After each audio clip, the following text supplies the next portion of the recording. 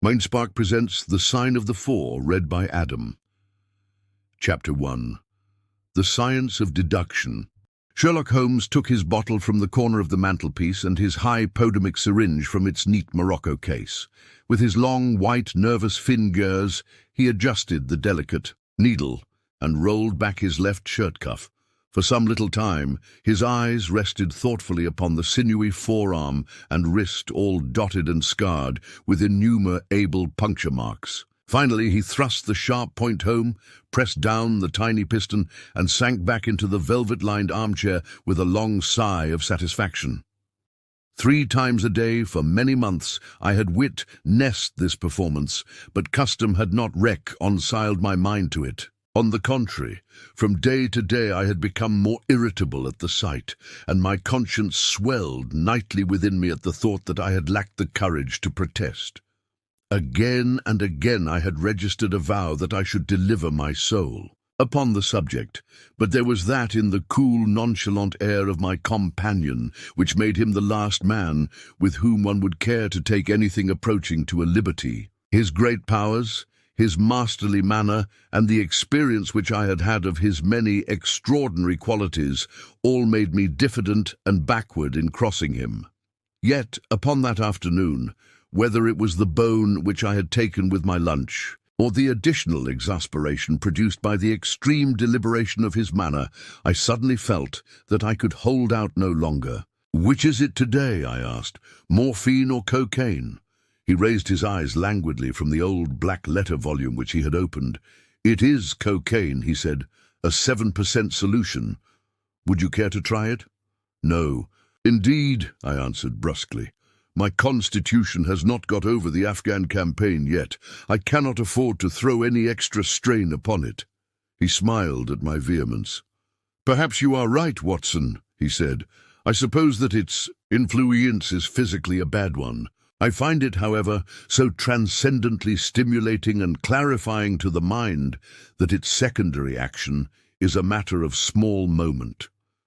"But consider," I said earnestly, "count the cost.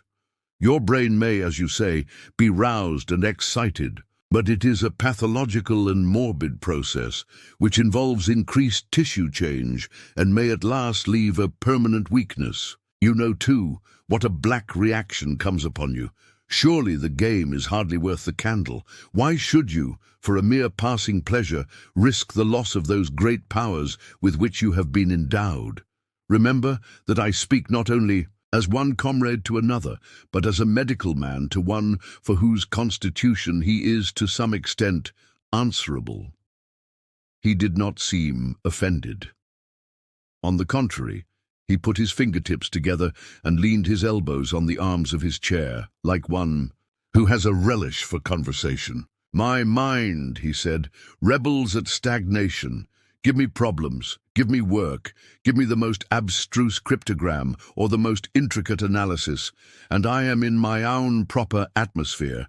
I can dispense then with artificial stimulants, but I abhor the dull routine of existence. I crave for mental exaltation. That is why I have chosen my own particular profession, or rather created it, for I am the only one in the world." "The only unofficial detective?" I said, raising my eyebrows.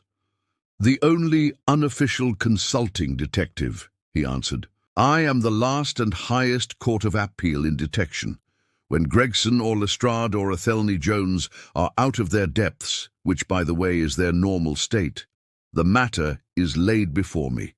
I examine the data as an expert and pronounce a specialist's opinion. I claim no credit in such cases. My name figures in no newspaper. The work itself, the pleasure of finding a field for my peculiar powers, is my highest reward. But you have yourself had some experience of my methods of work in the Jefferson Hope case." "Yes, indeed," said I cordially. "I was never so struck by anything in my life. I even embodied it in a small brochure with the somewhat fantastic title of A Study in Scarlet." He shook his head sadly. "I glanced over it," said he. Honestly, I cannot congratulate you upon it. Detection is, or ought to be, an exact science, and should be treated in the same cold and unemotional manner. You have attempted to tinge it with romanticism, which produces much the same effect as if you worked a love story or an elopement into the fifth proposition of Euclid. But the romance was there, I remonstrated. I could not tamper with the facts. Some facts should be suppressed, or at least a just sense of proportion should be observed in treating them. The only point in the case which deserved mention was the curious analytical rea, soning from effects to causes, by which I succeeded in unraveling it. I was annoyed at this criticism of a work which had been specially designed to please him. I confess, too, that I was irritated by the egotism which seemed to demand that every line of my pamphlet should be devoted to his own special doings. More than once during the years that I had lived with him in Baker Street, I had observed that a small vanity underlay my companion's quiet and didactic manner. I made no remark, however, but sat nursing my wounded leg. I had a Jezeel bullet through it some time before, and though it did not prevent me from walking, it ached wearily at every change of the weather.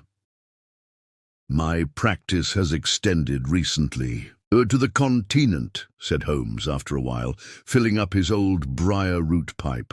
I was consulted last week by François Le Villard, who, as you probably know, has come rather to the front lately in the French detective service. He has all the Celtic power of quick intuition, but he is deficient in the wide range of exact knowledge which is essential to the higher developments of his art. The case was concerned with a will and possessed some features of inter est. I was able to refer him to two parallel cases, the one at Riga in 1857 and the other at St. Louis in 1871, which have suggested to him the true solution. Here is the letter which I had this morning acknowledging my assistance. He tossed over, as he spoke, a crumpled sheet of foreign notepaper. I glanced my eyes down it, catching a profusion of notes of admiration, with stray magnifiques, coups de maître and tours de force, all testifying to the ardent admiration of the Frenchman. He speaks as a pupil to his master, said I. Oh, he rates my assistance too highly, said Sherlock Holmes lightly. He has considerable gifts himself. He possesses 2 out of the 3 qualities necessary for the ideal detective. He has the power of observation and that of deduction. He is only wanting in knowledge, and that may come in time. He is now translating my small works into French. Your works? Oh, didn't you know? He cried, laughing. Yes, I've been guilty of several monographs. They are all upon technical subjects. Here, for example, is one upon the distinction between the ashes of the various tobaccos. In it, I enumerate 140 forms of cigar, cigarette, and pipe tobacco, with coloured plates illustrating the difference in the ash. It is a point which is continually turning up in criminal trials, and which is sometimes of supreme importance as a clue. If you can say definitely, for example, that some murder has been done by a man who was smoking an Indian lunka, it obviously narrows your field of search. To the trained eye, there is as much difference between the black ash of a Trichinopoly and the white fluff of bird's eye as there is between a cabbage and a potato. You have an extraordinary genius for minutiae, I remarked. I appreciate their importance.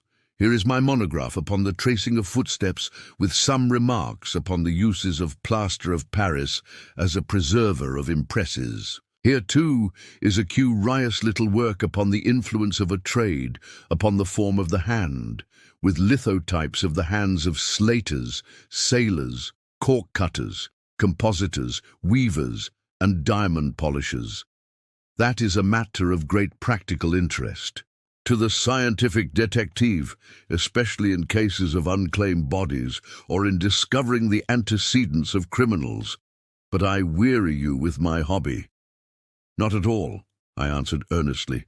It is of the greatest interest to me, especially since I have had the opportunity of observing your practical application of it. But you spoke just now of observation and deduction. Surely the one to some extent implies the other.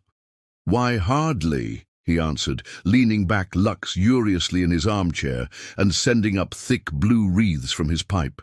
For example, observer Tian shows me that you have been to the Wigmore Street post office this morning, but deduction lets me know that when there, you dispatched a telegram.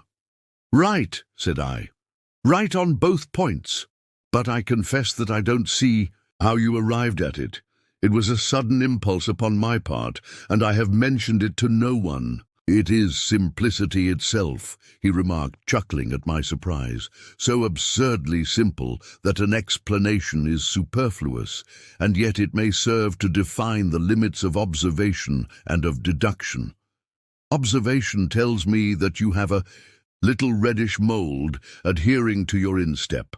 Just opposite the Seymour Street office, they have taken up the pavement and thrown up some earth, which lies in such a way that it is difficult to avoid treading in it in entering.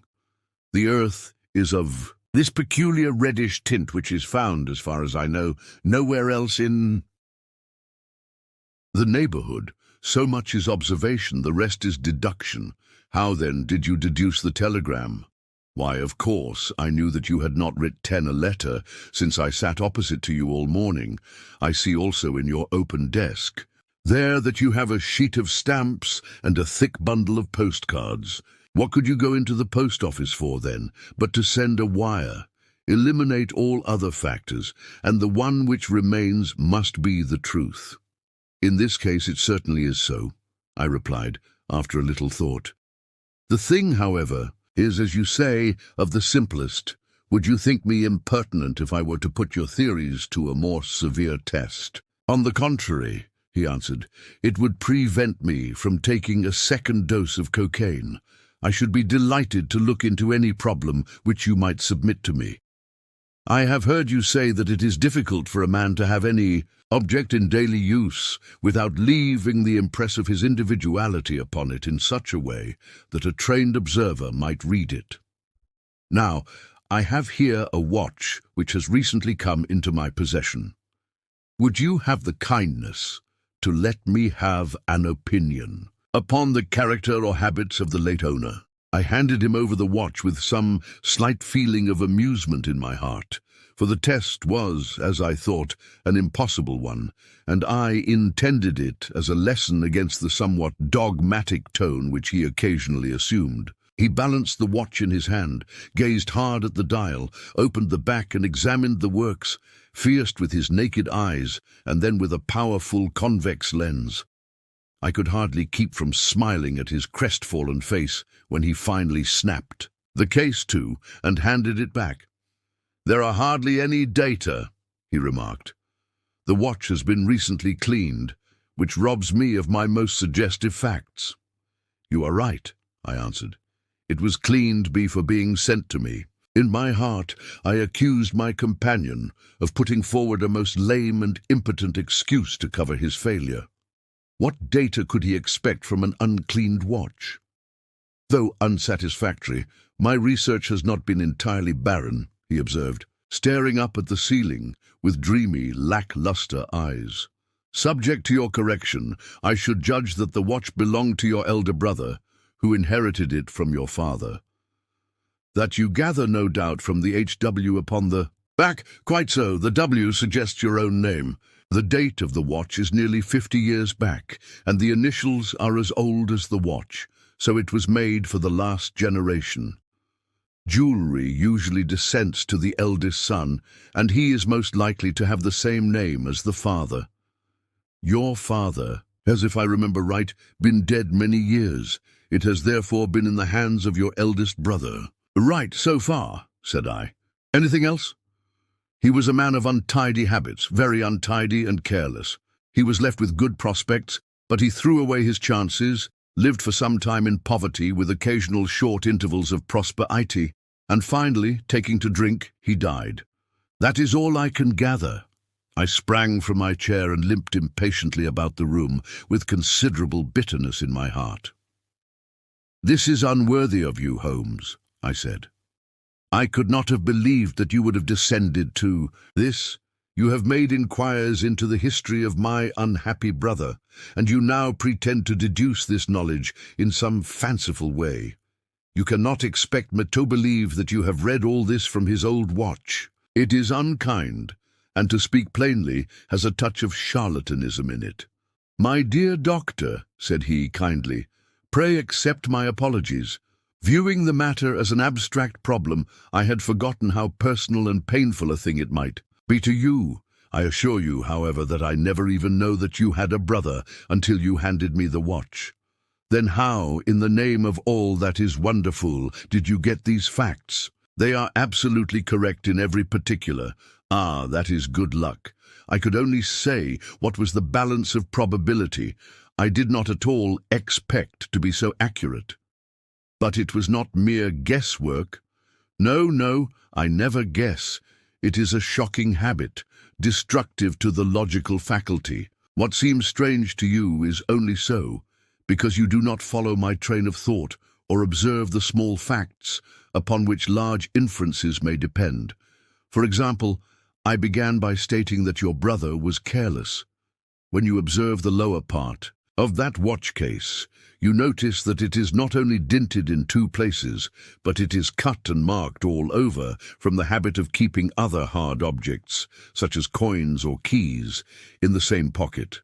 Surely it is no great feat to assume that a man who treats a 50-guinea watch so cavalierly must be a careless man. Neither is it a very far-fetched inference that a man who inherits one article of such value is pretty well provided for in other respects. I nodded to show that I followed his reasoning. It is very customary for pawnbrokers in England, when they take a watch, to scratch the number of the ticket with a pinpoint upon the inside of the case. It is more handy than a label, as there is no risk of the number being lost or transposed. There are no less than 4 such numbers visible to my lens on the inside of this case. Inference, that your brother was often at low water. Secondary inference, that he had occasional bursts of prosperity, or he could not have redeemed the pledge. Finally, I ask you to look at the inner plate, which contains the keyhole. Look at the thousands of scratches all round the hole, marks where the key has slipped. What sober man's key could have scored those grooves? But you will never see a drunkard's watch without them. He winds it at night, and he leaves these traces of his unsteady hand. Where is the mystery in all this? It is as clear as daylight, I answered. I regret the injustice which I did you. I should have had more faith in your marvelous faculty. May I ask whether you have any professional inquiry on foot at present? None. Hence the cocaine. I cannot live without brain work. What else is there to live for? Stand at the window here. Was ever such a dreary, dismal, unprofitable world? See how the yellow fog swirls down the street and drifts across the dun-coloured houses. What could be more hope, lessly prosaic and material? What is the use of having powers, Doctor, when one has no field upon which to exert them? Crime is commonplace, existence is commonplace, and no qualities save those which are commonplace have any function upon earth. I had opened my mouth to reply to this tirade when with a crisp knock our landlady entered, bearing a card upon the brass salver. "A young lady for you, sir," she said, addressing my companion. "Miss Mary Morstan," he read. I have no recollection of the name. Ask the young lady to step up, Mrs. Hudson. Don't go, Doctor. I should prefer that you remain. Chapter 2. The Statement of the Case. Miss Morstan entered the room with a firm step and an outward composure of manner. She was a blonde young lady, small, dainty, well-gloved, and dressed in the most perfect taste. There was, however, a plainness and simplicity about her costume which bore with it a suggestion of limited means. The dress was a sombre greyish beige, untrimmed and unbraided, and she wore a small turban of the same dull hue, relieved only by a suspicion of white feather in the side. Her face had neither regularity of feature nor beauty of complexion, but her expression was sweet and amiable, and her large blue eyes were singularly spiritual and sympathetic. In an experience of women, which extends over many nations and 3 separate continents, I have never looked upon a face which gave a clearer promise of a refined and sensitive nature. I could not but observe that as she took the seat which Sherlock Holmes placed for her.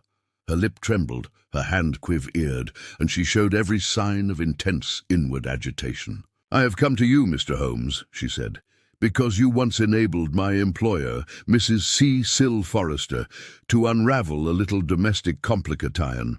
She was much impressed by your kindness and skill." "Mrs. Cecil Forrester," he repeated, thoughtfully. "I believe that I was of some slight service to her. The case, however, as I remember it, was a very simple one. She did not think so. But at least you cannot say the same of mine. I can hardly imagine anything more strange, more utterly inexplicable than the situation in which I find myself." Holmes rubbed his hands, and his eyes glistened. He leaned forward in his chair with an expression of extraordinary concentration upon his clear-cut, hawk-like features. "State your case," said he, in brisk business tones. I felt that my position was an embarrassing one. "You will, I'm sure, excuse me," I said, rising from my chair. To my surprise, the young lady held up her gloved hand to detain me. "If your friend," she said, "would be good enough to stop, he might be of inestimable service to me." I relapsed into my chair. "Briefly," she continued, "the facts are these. My father was an officer in an Indian regiment who sent me home when I was quite a child. My mother was dead and had no relative in England. I was placed, however, in a comfortable boarding establishment at Edinburgh, and there I remained until I was 17 years of age. In the year 1878, my father, who was senior captain of his regiment, obtained 12 months' leave and came home. He telegraphed to me from London that he had arrived all safe and directed me to come down at once, giving the Langham Hotel as his address. His message, as I remember, was full of kindness and love. On reaching London, I drove to the Langham and was informed that Captain Morstan was staying there, but that he had gone out the night before and had not yet returned. I waited all day without news of him. That night, on the advice of the manager of the hotel, I communicated with the police, and next morning we advertised in all the papers. Our inquiries led to no result, and from that day to this no word has ever been heard of my unfortunate father. He came home with his heart full of hope to find some peace, some comfort, and instead—" She put her hand to her throat, and a choking sob cut short the sentence. "The date?" asked Holmes, opening his notebook. "He disappeared upon the 3rd of December, 1878, nearly 10 years ago. His luggage remained at the hotel. There was nothing in it to suggest a clue. Some clothes, some books, and a considerable number of curiosities from the Andaman Islands. He had been one of the officers in charge of the convict guard there." "Had he any friends in town?" "Only one that we know of, Major Sholto, of his own regiment, the 34th Bombay Infantry. The major had retired some little time before and lived at Upper Norwood. We communicated with him, of course, but he did not even know that his brother officer was in England." "A singular case," remarked Holmes. "I have not yet described to you the most singular part. About 6 years ago, to be exact, upon the 4th of May, 1882, an advertisement appeared in the Times asking for the address of Miss Mary Morstan and stating that it would be to her advantage to come forward. There was no name or address appended. I had, at that time, just entered the family of Mrs. Cecil Forrester in the capacity of governess. By her advice, I published my address in the advertisement column. The same day there arrived through the post a small cardboard box addressed to me, which I found to contain a very large and lustrous pearl. No word of writing was enclosed. Since then, every year upon the same date, there has always appeared a similar box containing a similar pearl without any clue as to the sender. They have been pronounced by an expert to be of a rare variety and of considerable value. You can see for yourselves that they are very handsome." She opened a flat box as she spoke and showed me 6 of the finest pearls that I had ever seen. "Your statement is most interesting," said Sherlock Holmes. "Has anything else occurred to you?" "Yes, and no later than today. That is why I have come to you. This morning I received this letter, which you will perhaps read for yourself." "Thank you," said Holmes. "The envelope too, please. Postmark London, SW, date July 7th. Man's thumb mark on corner, probably postman. Best quality paper. Envelopes at 6p a packet. Particular man in his stationery. No address. Be at the 3rd pillar from the left outside the Lyceum Theatre tonight at 7 o'clock. If you are distrustful, bring 2 friends. You are a wronged woman and shall have justice. Do not bring police. If you do, all will be in vain. Your unknown friend." "Well, really, this is a very pretty little mystery. What do you intend to do, Miss Morstan?" "That is exactly what I want to ask you. Then we shall most certainly go. You and I and, yes, why, Dr. Watson is the very man. Your correspondent says 2 friends. He and I have worked together before." "But would he come?" she asked with something appealing in her voice and expression. "I should be proud and happy," said I fervently, "if I can be of any service." "You are both very kind," she answered. "I have led a retired life and have no friends whom I could appeal to. If I am here at 6, it will do. I suppose." "You must not be later," said Holmes. "There is one other point, however. Is this handwriting the same as that upon the pearl box addresses?" "I have them here," she answered, producing 6 pieces of paper. "You are certainly a model client. You have the correct intuition. Let us see now." He spread out the papers upon the table and gave little darting glances from one to the other. "They are disguised hands, except the letter," he said. "Presently, but there can be no question as to the authorship. See how the irrepressible Greek E will break out, and see the twirl of the final ES. They are undoubtedly by the same person. I should not like to suggest false hopes, Miss Morstan, but is there any resemblance between this hand and that of your father? Nothing could be more unlike." "I expected to hear you say so. We shall look out for you then at 6. "Pray allow me to keep the papers. I may look into the matter before then. It is only 3:30. Au revoir, then." "Au revoir," said our visitor, and with a bright, kindly glance from one to the other of us, she replaced her pearl box in her bosom and hurried away. Standing at the window, I watched her walking briskly down the street until the grey turban and white feather were but a speck in the sombre crowd. "What a very attractive woman!" I exclaimed, turning to my companion. He had lit his pipe again and was leaning back with drooping eyelids. "Is she?" he said, languidly. "I did not observe. You really are an automaton, a calculating machine," I cried. "There is something positively inhuman in you at times." Hesmealed gently.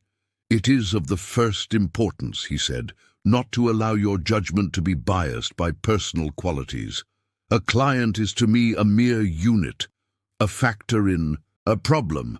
The emotional qualities are antagonistic to clear reasoning. I assure you that the most winning woman I ever knew was hanged for poisoning 3 little children for their insurance money, and the most repellent man of my acquaintance is a philanthropist who has spent nearly 250,000 upon the London poor. In this case, however, I never make exceptions. An exception disproves the rule. Have you ever had occasion to study character in handwriting? What do you make of this fellow's scribble?" "It is legible and regular," I answered. "A man of business habits and some force of character." Holmes shook his head. "Look at his long letters," he said. "They hardly rise above the common herd. That D might be an A and that L an E. Men of character always differentiate their long letters, however illegibly they may write. There is vacillation in his K's and self-esteem in his capitals. I'm going out now. I have some few references to make. Let me recommend this book, one of the most remarkable ever penned. It is Winwood Reade's Martyrdom of Man. I shall be back in an hour. I sat in the window with the volume in my hand, but my thoughts were far from the daring speculations of the writer. My mind ran upon our late visitor, her smiles, the deep, rich tones of her voice, the strange mystery which overhung her life. If she were 17 at the time of her father's disappearance, she must be 27 now, a sweet age, when youth has lost its self-consciousness and become a little sobered by experience. So I sat and mused, until such dangerous thoughts came into my head that I ride away to my desk and plunged furiously into the latest treatise upon pathology. What was I, an army surgeon with a weak leg and a weaker banking account, that I should dare to think of such things? She was a unit, a factor, nothing more. If my future were black, it was better surely to face it like a man than to attempt to brighten it by mere will-o'-the-wisps of the imagination. Chapter. In quest of a solution. It was 5:30 before Holmes returned.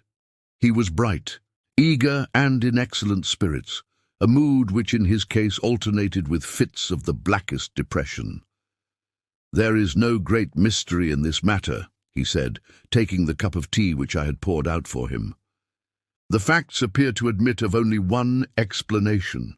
"What? You have solved it already?"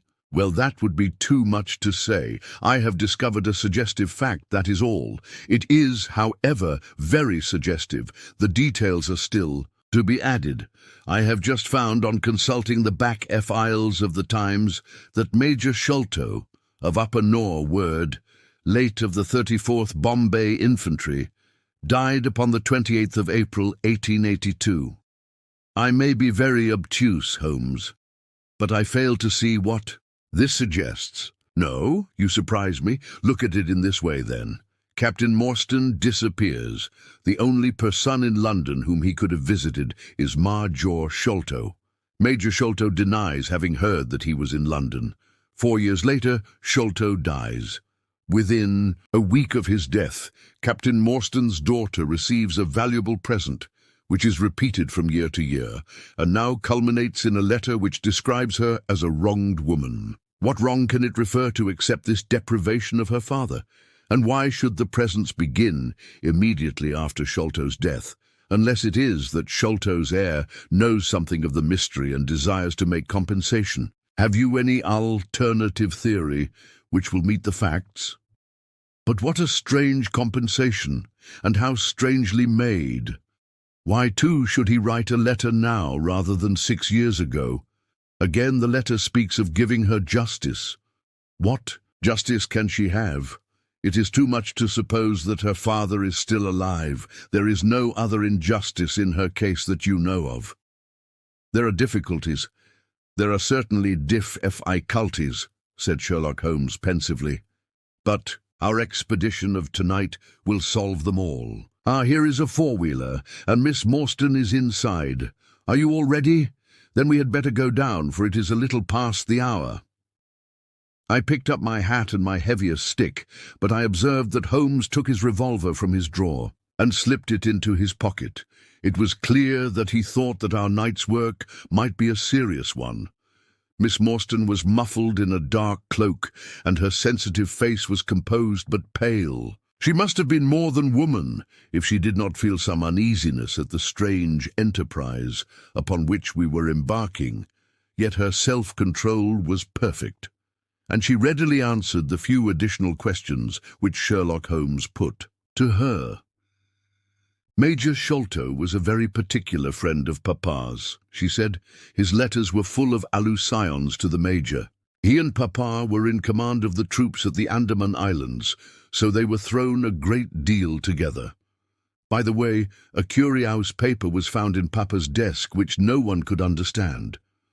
I don't suppose that it is of the slightest Importance, but I thought you might care to see it, so I brought it with me. It is here." Holmes unfolded the paper carefully and smoothed it out upon his knee. He then very methodically examined it all over with his double lens. "It is paper of native Indian manufacture," he remarked. "It has at some time been pinned to a board. The diagram upon it appears to be a plan of part of a large building with numerous halls, core riders, and passages. At one point is a small cross done in red ink, and above it is 337 from left, in faded pencil writing. In the left-hand corner is a curious hieroglyphic, like 4 crosses in a line with their arms touching. Beside it is written, in very rough and coarse characters, 'The Sign of the Four, Jonathan Small, Mahomet Singh, Abdullah Khan, Dost Akbar.' No, I confess that I do not see how this bears upon the matter. Yet it is evidently a document of importance. It has been kept carefully in a pocketbook, for the one side is as clean as the other. It was in his pocketbook that we found it. Preserve it carefully then, Miss Morstan, for it may prove to be of use to us. I begin to suspect that this matter may turn out to be much deeper and more subtle than I at first supposed. I must reconsider my ideas." He leaned back in the cab, and I could see by his drawn brow and his vacant eye that he was thinking intently. Miss Morstan and I chatted in an undertone about our present expedition and its possible outcome, but our companion maintained his impenetrable reserve until the end of our journey. It was a September evening, and not yet 7 o'clock, but the day had been a dreary one, and a dense, drizzly fog lay low upon the great city. Mud-coloured clouds drooped sadly over the muddy streets. Down the Strand, the lamps were but misty, splotches of diffused light which threw a feeble circular glimmer upon the slimy pavement. The yellow glare from the shop windows streamed out into the steamy, vaporous air and threw a murky, shifting radiance across the crowded Thor Auffair. There was, to my mind, something eerie and ghost-like in the endless procession of faces, which flitted across these narrow bars of light, sad faces and glad, haggard and merry. Like all humankind, they flitted from the gloom into the light, and so back into the gloom once more. I am not subject to impressions, but the dull, heavy evening with the strange business upon which we were engaged combined to make me nervous and depressed. I could see from Miss Morstan's manner that she was suffering from the same feeling. Holmes alone could rise superior to petty influences. He held his open notebook upon his knee, and from time to time he jotted down figures and memoranda. In the light of his pocket lantern, at the Lyceum Theatre, the crowds were already thick at the side entrances. In front, a continuous stream of hansoms and four-wheelers were rattling up, discharging their cargoes of shirt-fronted men and beshawled, bediamonded women. We had hardly reached the third pillar, which was our rendezvous, before a small, dark, brisk man in the dress of a coachman accosted us. "Are you the parties who come with Miss Morstan?" he asked. "I am Miss Morstan, and these 2 gentlemen are my friends," said she. He bent a pair of wonderfully penetrating and questioning eyes upon us. "You will excuse me, miss," he said with a certain dogged manner, "but I was to ask you to give me your word that neither of your companions is a police officer." "I give you my word on that," she answered. Her gave a shrill whistle, on which a street Arab led across a four-wheeler and opened the door. The man who had addressed us mounted to the box, while we took our places inside. We had hardly done so before the driver whipped up his horse, and we plunged away at a furious pace through the foggy streets. The situation was a curious one. We were driving to an unknown place on an unknown errand, yet our invitation was either a complete hoax, which was an inconceivable hypothesis, or else we had good reason to think that important issues might hang upon our journey. Miss Morstan's demeanour was as resolute and collected as ever. I endeavoured to cheer and amuse her by reminiscences of my adventures in Afghanistan, but to tell the truth, I was myself so excited at our situation and so curious as to our destination that my stories were slightly involved.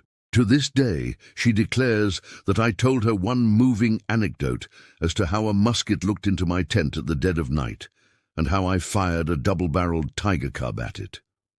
At first I had some idea as to the direction in which we were driving, but soon, what with our pace, the fog, and my own limited knowledge of London, I lost my bearings and knew nothing, save that we seemed to be going a very long way. Sherlock Holmes was never at fault, however, and he muttered the names as the cab rattled through squares and in and out by tortuous by-streets. "Rochester Row," said he.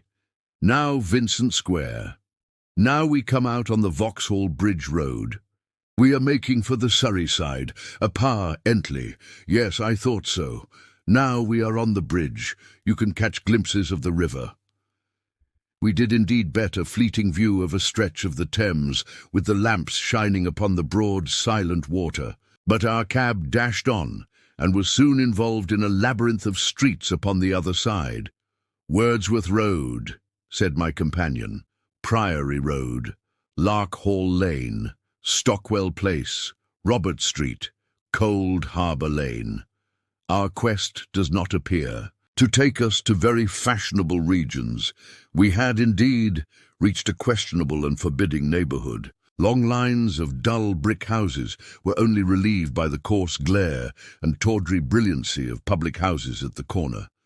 Then came rows of two-storied villas, each with a fronting of miniature garden, and then again interminable lines of new, staring brick buildings, the monster tentacles which the giant city was throwing out into the country. At last, the cab drew up at the third house in a new terrace. None of the other houses were inhabited, and that at which we stopped was as dark as its neighbours, save for a single glimmer in the kitchen window. On our knocking, however, the door was instantly thrown open by a Hindu servant clad in a yellow turban, white loose-fitting clothes, and a yellow sash. There was something strangely incongruous in this oriental figure framed in the commonplace doorway of a third-rate suburban dwelling-house. "The Sahib awaits you," said he, and even as he spoke there came a high piping voice from some inner room. "Show them in to me, Kitmutgar," it cried. "Show them straight in to me."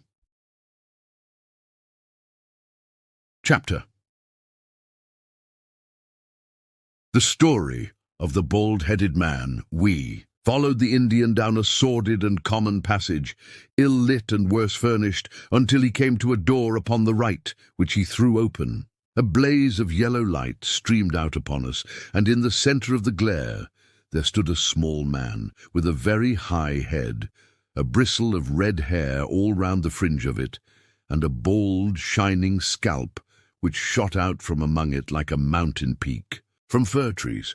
He writhed his hands together as he stood, and his features were in a perpetual jerk, now smiling, now scowling, but never for an instant in repose. Nature had given him a pendulous lip, and a too visible line of yellow and irregular teeth, which he strove feebly to conceal by constantly passing his hand over the lower part of his face. In spite of his obtrusive baldness, he gave the impression of youth. In point of fact, he had just turned his 30th year. "Your servant, Miss Morstan," he kept repeating in a thin, high voice. "Your servant, gentlemen. Pray step into my little sanctum. A small place, miss, but furnished to my own liking. An oasis of art in the howling desert of South London." We were all astonished by the appearance of the apartment into which he invited us. In that sorry house, it looked as out of place as a diamond of the first water in a setting of brass.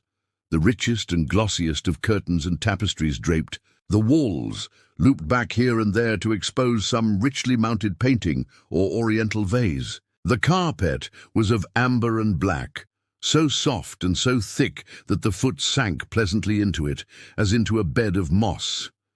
Two great tiger skins thrown athwart it increased the suggestion of Eastern luxury, as did a huge hookah which stood upon a mat in the corner. A lamp in the fashion of a silver dove was hung from an almost invisible golden wire in the center of the room. As it burned, it filled the air with a subtle and aromatic odor. "Mr. Thaddeus Sholto," said the little man, still jerking and smiling. "That is my name. You are Miss Morstan, of course, and these gentlemen, this is Mr. Sherlock Holmes and this is Dr. Watson." "A doctor, eh?" cried he, much excited. "Have you your stethoscope? Might I ask you, would you have the kindness? I have grave doubts as to my mitral valve, if you would be so very good. The aortic I may rely upon, but I should value your opinion upon the mitral." I listened to his heart, as requested, but was unable to find anything amiss, save indeed that he was in an ecstasy of fear, for he shivered from head to foot. "It appears to be normal," I said. "You have no cause for uneasiness." "You will excuse my anxiety, Miss Morstan," he remarked airily. "I am a great sufferer, and I have long had suspicions as to that valve. I am delighted to hear that they are unwarranted. Had your father, Miss Morstan, refrained from throwing a strain upon his heart, he might have been alive now." I could have struck the man across the face, so hot was I at this callous and offhand reference to so delicate a matter. Miss Morstan sat down, and her face grew white to the lips. "I knew in my heart that he was dead," said she. "I can give you every information," said he, "and what is more, I can do you justice, and I will too, whatever Brother Bartholomew may say. I'm so glad to have your friends here, not only as an escort to you, but also as witnesses to what I'm about to do and say. The three of us can show a bold front to Brother Bartholomew, but let us have no outsiders, no police or officials. We can settle everything satisfactorily among ourselves without any interference. Nothing would annoy Brother Bartholomew more than any publicity." He sat down upon a low settee and blinked at us inquiringly with his weak, watery blue eyes. "For my part," said Holmes, "whatever you may choose to say will go no further." I nodded to show my agreement. "That is well, said he. "May I offer you a glass of Chianti, Miss Morstan, or of Tokay? I keep no other wines. Shall I open a flask? No? Well then, I trust that you have no objection to tobacco smoke, to the mild balsamic odor of the Eastern tobacco. I'm a little nervous, and I find my hookah an invaluable sedative." He applied a taper to the great bowl, and the smoke bubbled merrily through the rosewater. We sat all three in a semicircle, with our heads advanced, and our chins upon our hands, while the strange, jerky little fellow, with his high, shining head, puffed uneasily in the center. "When I first determined to make this communication to you," said he, "I might have given you my address, but I feared that you might disregard my request and bring unpleasant people with you. I took the liberty, therefore, of making an appointment in such a way that my man Williams might be able to see you first. I have complete confidence in his discretion, and he had orders, if he were dissatisfied, to proceed no further in the matter. You will excuse these precautions, but I am a man of somewhat retiring, and I might even say refined, tastes, and there is nothing more unaesthetic than a policeman. I have a natural shrinking from all forms of rough materialism. I seldom come in contact with the rough crowd. I live, as you see, with some little atmosphere of elegance around me. I may call myself a patron of the arts. It is my weakness. The landscape is a genuine Corot, and though a connoisseur might perhaps throw a doubt upon that Salvator Rosa, there cannot be the least question about the Bouguereau. I am partial to the modern French school. You will excuse me, Mr. Sholto, said Miss Morstan, but I am here at your request to learn something which you desire to tell me. It is very late, and I should desire the interview to be as short as possible. At the best, it must take some time, he sweared, for we shall certainly have to go to Norwood and see Brother Bartholomew. We shall all go and try if we can get the better of Brother Bartholomew. He is very angry with me for tacking the course which has seemed right to me. I had quite high words with him last night. You cannot imagine what a terrible fellow he is when he is angry. If we are to go to Norwood, it would perhaps be as well to start at once, I ventured to remark. He laughed until his ears were quite red. That would hardly do, he cried. I don't know what he would say if I brought you in that sudden way. No, I must prepare you by showing you how we all stand to each other. In the first place, I must tell you that there are several points in the story of which I am myself ignorant. I can only lay the facts before you as far as I know them myself. My father was, as you may have guessed, Major John Sholto, once of the Indian Army. He retired some 11 years ago and came to live at Pondicherry Lodge in Upper Norwood. He had prospered in India and brought back with him a considerable sum of money, a large collection of valuable curiosities, and a staff of native servants. With these advantages, he bought himself a house and lived in great luxury. My twin brother, Bartholomew, and I were the only children. I very well remember the sensation which was caused by the disappearance of Captain Morstan. We read the details in the papers, and knowing that he had been a friend of our father's, we discussed the case freely in his presence. He used to join in our speculations as to what could have happened. Never for an instant did we suspect that he had the whole secret hidden in his own breast, that of all men he alone knew the fate of Arthur Morstan. We did know, however, that some mystery, some positive danger, overhung our father. He was very fearful of going out alone, and he always employed 2 prize fighters to act as porters at Pondicherry Lodge. Williams, who drove you tonight, was one of them. He was once lightweight champion of England. Our father would never tell us what it was he feared, but he had a most marked aversion to men with wooden legs. On one occasion, he actually fired his revolver at a wooden-legged man, who proved to be a harmless tradesman canvassing for orders. We had to pay a large sum to hush the matter up. My brother and I used to think this a mere whim of my father's, but events have since led us to change our opinion. Early in 1882, my father received a letter from India, which was a great shock to him. He nearly fainted at the breakfast table when he opened it, and from that day he sickened to his death. What was in the letter we could never discover, but I could see as he held it that it was short and writ 10 in a scrawling hand. He had suffered for years from an enlarged spleen, but he now became rapidly worse, and towards the end of April, we were informed that he was beyond all hope, and that he wished to make a last communication to us. When we entered his room, he was propped up with pillows and breathing heavily. He besought us to lock the door and to come upon either side of the bed. Then, grasping our hands, he made a remarkable statement to us, in a voice which was broken as much by emotion as by pain. I shall try and give it to you in his own very words. I have only one thing, he said, which weighs upon my mind at this supreme moment. It is my treatment of poor Morstan's orphan. The cursed greed which has been my besetting sin through life has withheld from her the treasure, half at least of which should have been hers. And yet I have made no use of it myself. So blind and foolish a thing is avarice. The mere feeling of possession has been so dear to me that I could not bear to share it with another. See that chaplet dipped with pearls beside the quinine bottle. Even that I could not bear to part with, although I had got it out with the design of sending it to her. You, my sons, will give her a fair share of the Agra treasure, but send her nothing, not even the chaplet, until I'm gone. After all, men have been as bad as this, and have recovered.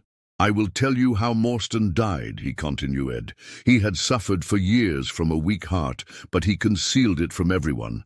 I alone knew it. When in India, he and I, through a remarkable chain of circumstances, came into possession of a considerable treasure. I brought it over to England, and on the night of Morstan's arrival, he came straight over here to claim his share. He walked over from the station and was admitted by my faithful Lal Chowdar, who is now dead. Morstan and I had a difference of opinion as to the divi scion of the treasure, and we came to heated words. Morstan had sprung out of his chair in a paroxysm of anger, when he suddenly pressed his hand to his side. His face turned a dusky hue, and he fell backwards, cutting his head against the corner of the treasure chest. When I stooped over him, I found, to my horror, that he was dead. For a long time I sat half distracted, wondering what I should do. My first impulse was, of course, to call for assistance, but I could not but recognize that there was every chance that I would be accused of his murder. His death at the moment of a quarrel, and the gash in his head, would be black against me. Again, an official inquiry could not be made without bringing out some facts about the treasure, which I was particularly anxious to keep secret. He had told me that no soul upon earth knew where he had gone. There seemed to be no necessity why any soul ever should know. I was still pondering over the matter when, looking up, I saw my servant Lal Chowdar in the doorway. He stole in and bolted the door behind him. "Do not fear, Sahib," he said. "No one need know that you have killed him. Let us hide him away. And who is the wiser?" "I did not kill him," said I. Lal Chowdar shook his head and smiled. "I heard it all, Sahib," said he. "I heard you quarrel, and I heard the blow. But my lips are sealed. All are asleep in the house. Let us put him away together." That was enough to decide Met. If my own servant could not believe my innocence, how could I hope to make it good before 12 foolish tradesmen in a jury box? Lal Chowdar and I disposed of the body that night, and within a few days the London papers were full of the mysterious disappearance of Captain Morstan. You will see from what I say that I can hardly be blamed. In the matter, my fault lies in the fact that we concealed not only the body, but also the treasure, and that I have clung to Morstan's share as well as to my own. I wish you, therefore, to make restitution. Put your ears down to my mouth. The treasure is hidden in. At this instant a horrible change came over his expression. His eyes stared wildly, his jaw dropped, and he yelled in a voice which I can never forget, "Keep him out! For Christ's sake, keep him out!" We both stared round at the window behind us upon which his gaze was fixed. A face was looking in at us out of the darkness. We could see the whitening of the nose where it was pressed against the glass.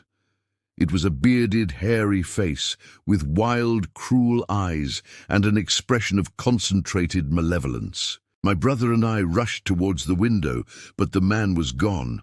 When we returned to my father, his head had dropped and his pulse had ceased to beat.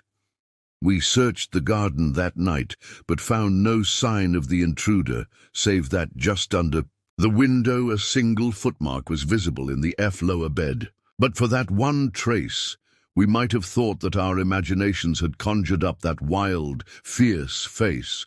We soon, however, had another and a more striking proof that there were secret agencies at work all round us.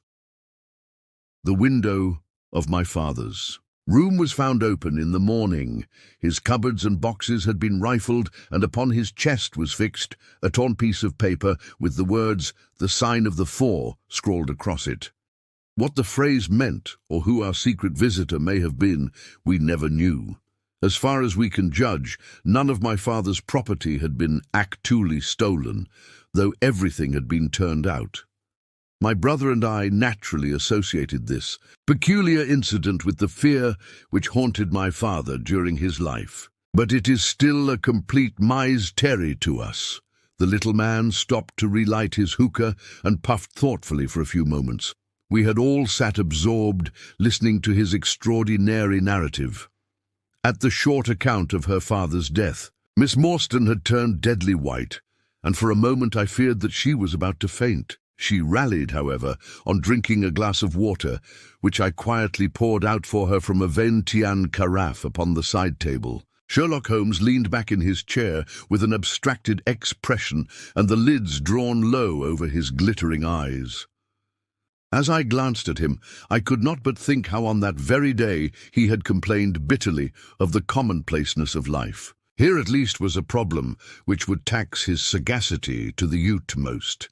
Mr. Thaddeus Sholto looked from one to the other of us with an obvious pride at the effect which his story had produced, and then continued between the puffs of his overgrown pipe. "My brother and I," said he, "were, as you may imagine, much excited as to the treasure which my father had spoken of. For weeks and for months we dug and delved in every part of the garden without discovering its whereabouts. It was mad, dreading to think that the hiding place was on his very lips at the moment that he died. We could judge the splendor of the missing riches by the chaplet which he had taken out. Over this chaplet my brother Bartholomew and I had some little discussion. The pearls were evidently of great value, and he was averse to part with them. For between friends, my brother was himself a little inclined to my father's fault. He thought, too, that if we parted with the chaplet, it might give rise to gossip and finally bring us into trouble.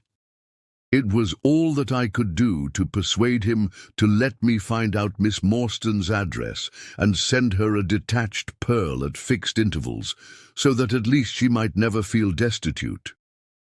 "It was a kindly thought," said our companion earnestly. "It was extremely good of you." The little man waved his hand deprecatingly. "We were your trustees," he said. "That was the view which I took of it, though Brother Bartholomew could not altogether see it in that light. We had plenty of money ourselves. I desired no more. Besides, it would have been such bad taste to have treated a young lady in so scurvy a fashion. Le mauvais goût mène au crime. The French have a very neat way of putting these things. Our difference of opinion on this subject went so far that I thought it best to set up rooms for myself. So I left Pondicherry Lodge, taking the old Khitmatgar and Williams with me. Yesterday, however, I learned that an event of extreme importance has occurred. The treasure has been discovered. I instantly communicated with Miss Morstan, and it only remains for us to drive out to Norwood and demand a share. I explained my views last night to Brother Bartholomew.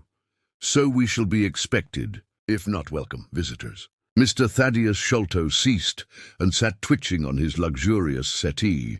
We all remained silent, with our thoughts upon the new development which the mysterious business had taken. Holmes was the first to spring to his feet. "You have done well, sir, from first to last," said he. "It is possible that we may be able to make you some small return by throwing some light upon that which is still dark to you.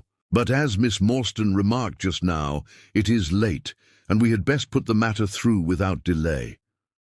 Our new acquaintance very deliberately coiled up the tube of his hookah and produced from behind a curtain a very long befrogged topcoat with astrakhan collar and cuffs. This he buttoned tightly up in spite of the extreme closeness of the night, and finished his attire by putting on a rabbit-skin cap with hanging lappets, which cove-aired the ears, so that no part of him was visible save his mobile and peaky face. "My health is somewhat fragile," he remarked, as he led the way down the passage. "I'm compelled to be a valetudinarian."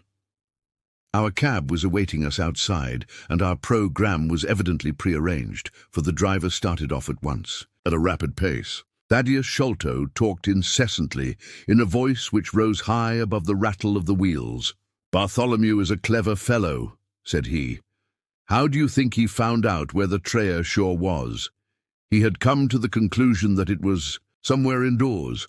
So he worked out all the cubic space of the house and made measurements everywhere, so that not 1 inch should be unaccounted for. Among other things, he found that the height of the building was 74 feet, but on adding together the heights of all the separate rooms, and making every allowance for the space between, which he ascertained by borings, he could not bring the total to more than 70 feet.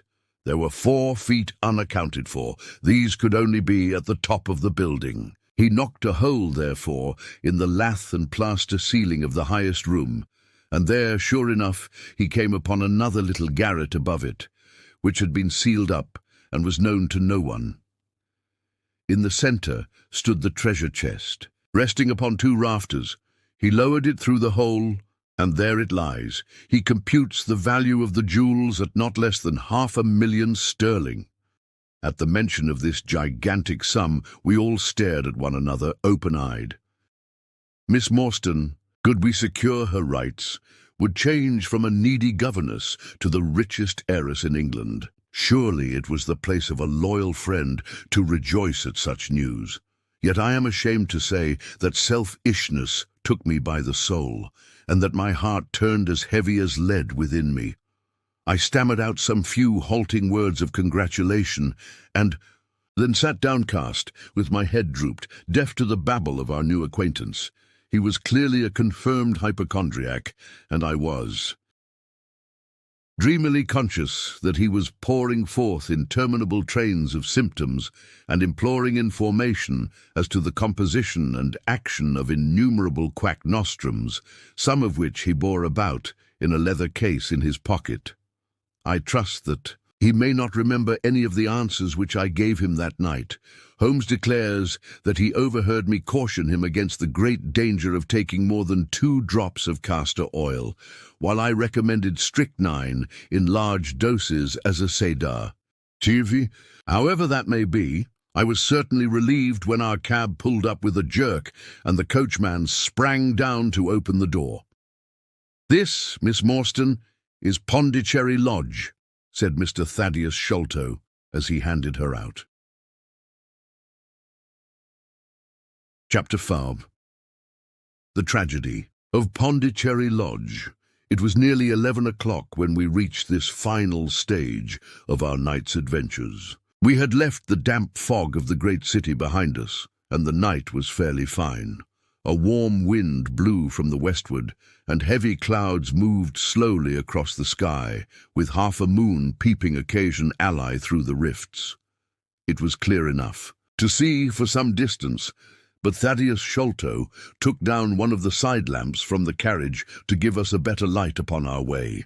Pondicherry Lodge stood in its own grounds, and was girt round with a very high stone wall topped with broken glass. A single narrow iron-clamped door formed the only means of entrance. On this our guide knocked with a peculiar postman-like rat-tat. "Who's there?" cried a gruff voice from within. "It is I, McMurdo. You surely know my knock by this time." There was a grumbling sound and a clanking and jarring of keys. The door swung heavily back, and a short, deep-chested man stood in the open ing, with the yellow light of the lantern shining upon his protruded face and twinkling, distrustful eyes. "That you, Mr. Thaddeus? But who are the others? I had no orders about them from the master." "No, McMurdo. You surprise me. I told my brother last night that I should bring some friends. He ain't been out of his room today, Mr. Thaddeus, and I have no orders. You know very well that I must stick to regulations. I can let you in, but your friends must just stop where they are." This was an unexpected obstacle. Thaddeus Sholto looked about him in a perplexed and helpless manner. "This is too bad of you, McMurdo," he said. "If I guarantee them, that is enough for you. There is the young lady too. She cannot wait on the public road at this hour." "Very sorry, Mr. Thaddeus," said the porter inexorably. "Folk may be friends of yours, and yet no friends of the master's. He pays me well to do my duty, and my duty I'll do. I don't know none of your friends." "Oh, yes, you do, McMurdo," cried Sherlock Holmes genially. "I don't. You'd think you can have forgotten me.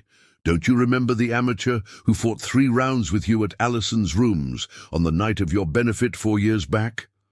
"Not Mr. Sherlock Holmes!" roared the prize fighter. "God's truth!" "How could I have mistook you? If instead of standing there so quiet, you'd just stepped up and given me that cross hit of yours under the jaw, I'd have known you without a question. Ah, you're one that has wasted your gifts, you have. You might have aimed high if you had joined the fancy. You see, Watson, if all else fails me, I have still one of the scientific professions open to me," said Holmes, laughing. "Our friend won't keep us out in the cold now, I'm sure." "In you come, sir, in you come, you and your friends," he answered. "Very sorry, Mr. Thaddeus, but orders are very strict. Had to be certain of your friends before I let them in." Inside, a gravel path wound through desolate grounds to a huge clump of a house, square and prosaic, all plunged in shadow, save where a moonbeam struck one corner and glimmered in a garret window. The vast size of the building, with its gloom and its deathly silence, struck a chill to the heart. Even Thaddeus Sholto seemed ill at ease, and the lantern quivered and rattled in his hand. "I cannot understand it," he said. "There must be some mistake. I distinctly told Bartholomew that we should be here, and yet there is no light in his window. I do not know what to make of it." "Does he always guard the premises in this way?" asked Holmes. "Yes, he has followed my father's custom. He was the favourite son, you know, and I sometimes think that my father may have told him more than he ever told me. That is Bartholomew's window up there where the moonshine strikes. It is quite bright, but there is no light from within, I think." "None," said Holmes. "But I see the glint of a light in that little window beside the door. Ah, that is the housekeeper's room. That is where old Mrs. Bernstone sits. She can tell us all about it. But perhaps you would not mind waiting here for a minute or two, for if we all go in together and she has no word of our coming, she may be alarmed. But hush, what is that?" He held up the lantern, and his hand shook until the circles of light flickered and wavered all round us. Miss Morstan seized my wrist, and we all stood with thumping hearts, straining our ears. From the great black house there sounded through the silent night the saddest and most pitiful of sounds, the shrill, broken whimpering of a frightened woman. "It is Mrs. Bernstone," said Sholto. "She is the only woman in the house. Wait here. I shall be back in a moment." He hurried for the door and knocked in his peculiar way. We could see a tall old woman admit him, and sway with pleasure at the very sight of him. "Oh, Mr. Thaddeus, sir, I'm so glad you have come. I'm so glad you have come, Mr. Thaddeus, sir." We heard her reiterated rejoicings until the door was closed and her voice died away into a muffled monotone. Our guide had left us the lantern. Holmes swung it slowly round and peered keenly at the house and at the great rubbish heaps which bared the grounds. Miss Morstan and I stood together, and her hand was in mine. A wondrous subtle thing is love, for here were we two who had never seen each other before that day, between whom no word or even look of affection had ever passed, and yet now, in an hour of trouble, our hands instinctively sought for each other. I have marvelled at it since, but at the time it seemed the most natural thing that I should go out to her so, and as she has often told me, there was in her also the instinct to turn to me for comfort and protection. So we stood hand in hand, like two children, and there was peace in our hearts for all the dark things that surrounded us. "What a strange place," she said, looking round. "It looks as though all the moles in England had been let loose in it. I have seen something of the sort on the side of a hill near Ballarat, where the prospectors had been at work." "And from the same cause," said Holmes. "These are the traces of the treasure-seekers. You must remember that they were 6 years looking for it. No wonder that the grounds look like a gravel pit." At that moment the door of the house burst open, and Thaddeus Sholto came running out, with his hands thrown forward and terror in his eyes. "There is something amiss with Bartholomew," he cried. "I am frightened. My nerves cannot stand it." He was, indeed, half blubbering with fear, and his twitching, feeble face peeping out from the great astrakhan collar had the helpless, appealing expression of a terrified child. "Come into the house," said Holmes, in his crisp, firm way. "Yes, do," pleaded Thaddeus Sholto. "I really do not feel equal to giving directions." We all followed him into the housekeeper's room, which stood upon the left-hand side of the passage. The old woman was pacing up and down with a scared look and restless picking fingers, but the sight of Miss Morstan appeared to have a soothing effect upon her. "God bless your sweet, calm face," she cried with an hysterical sob. "It does me good to see you. Oh, but I have been sorely tried this day." Our companion patted her thin, work-worn hand and murmured some few words of kindly, womanly comfort, which brought the colour back into the other's bloodless cheeks.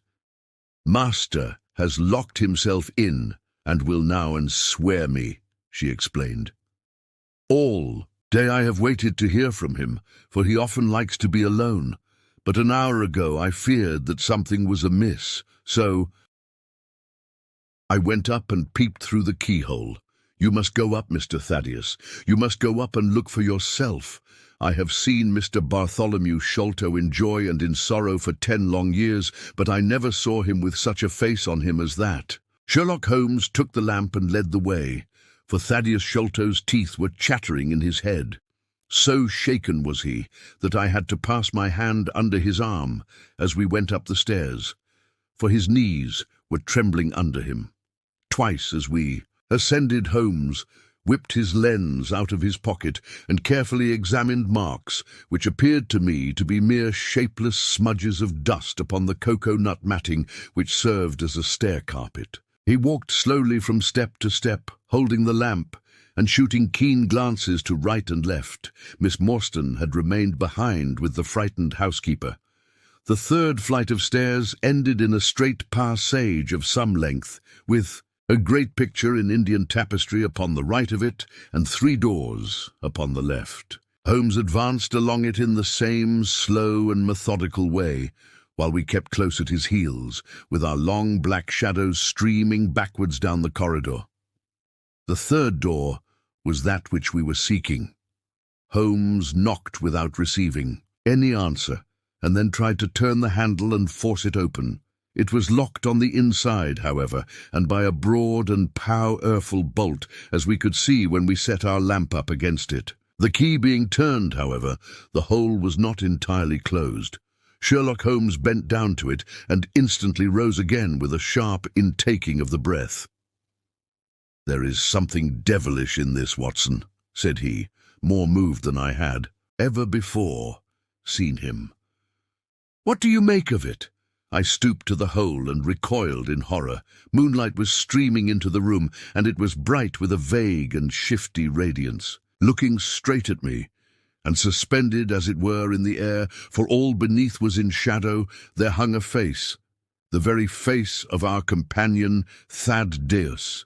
There was the same high, shining head, the same circular bristle of red hair, the same bloodless countenance. The features were set, however, in a horrible smile, a fixed and unnatural grin, which in that still and moonlit room was more jarring to the nerves than any scowl or contortion. So like was the face to that of our little friend that I looked round at him to make sure that he was indeed with us.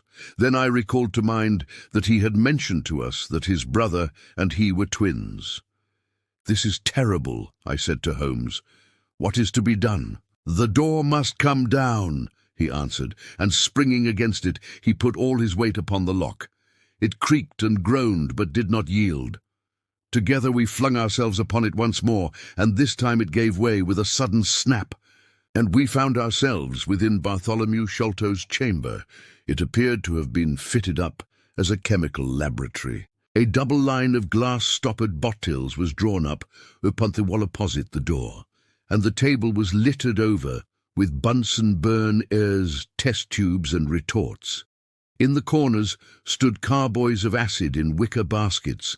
One of these appeared to leak or to have been broken, for a stream of dark-coloured liquid had trickled out from it, and the air was heavy with a peculiarly pungent tar-like odour. A set of steps stood at one side of the room, in the midst of a litter of lath and plaster, and above them there was an opening in the ceiling large enough for a man to pass through. At the foot of the steps, a long coil of rope was thrown carelessly together. By the table, in a wooden armchair, the master of the house was seated all in a heap, with his head sunk upon his left shoulder, and that ghastly, inscrutable smile upon his face. He was stiff and cold, and had clearly been dead many hours. It seemed to me that not only his features but all his limbs were twisted and turned in the most fantastic fashion.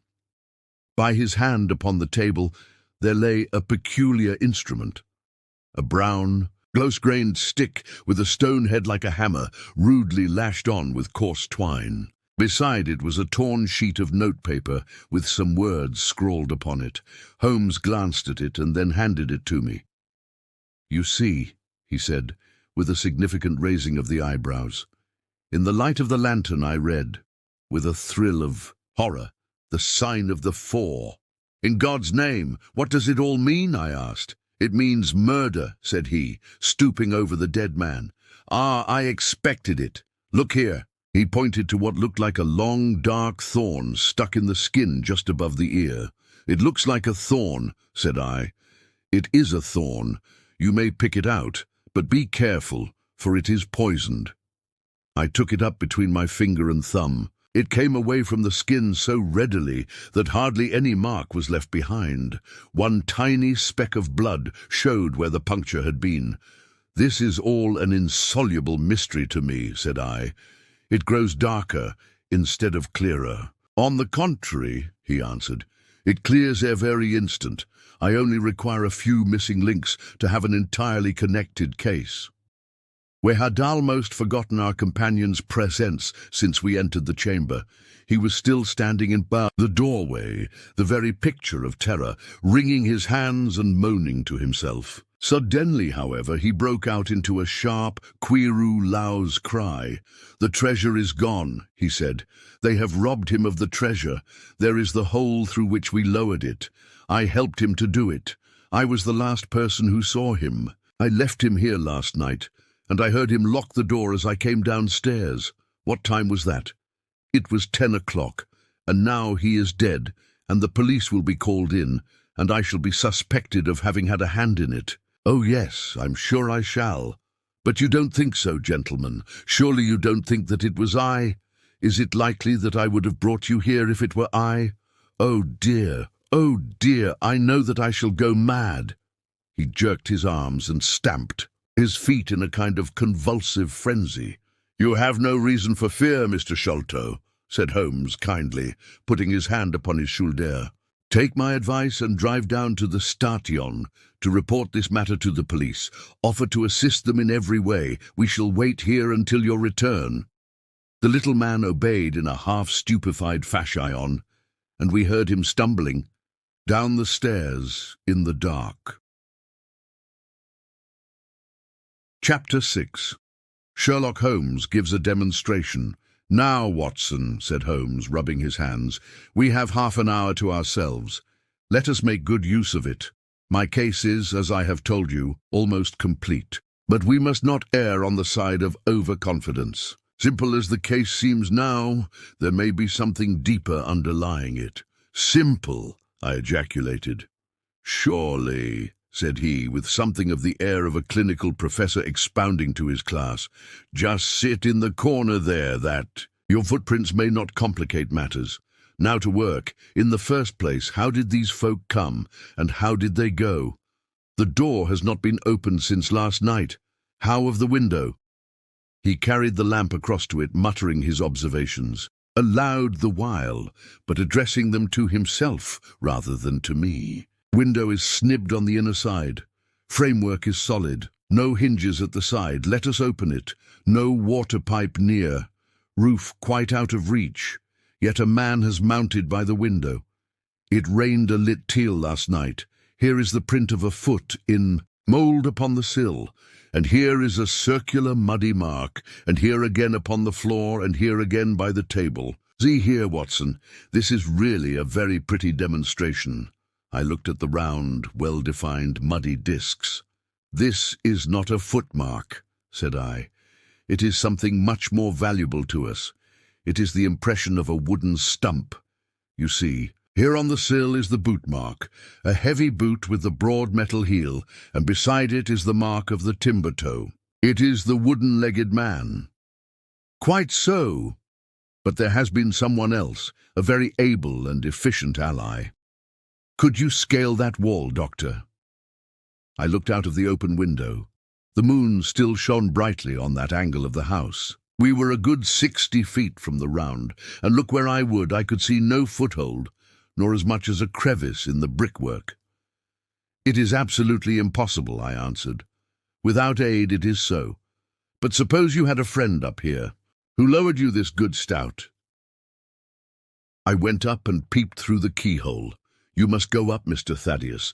You must go up and look for yourself. I have seen Mr. Bartholomew Sholto in joy and in sorrow for 10 long years, but I never saw him with such a face on him as that." Sherlock Holmes took the lamp and led the way, for Thaddeus Sholto's teeth were chattering in his head. So shaken was he that I had to pass my hand under his arm as we went up the stairs, for his knees were trembling under him. Twice as we ascended, Holmes whipped his lens out of his pocket and carefully examined marks which appeared to me to be mere shapeless smudges of dust upon the cocoa-nut matting which served as a stair carpet. He walked slowly from step to step, holding the lamp and shooting keen glances to right and left. Miss Morstan had remained behind with the frightened housekeeper.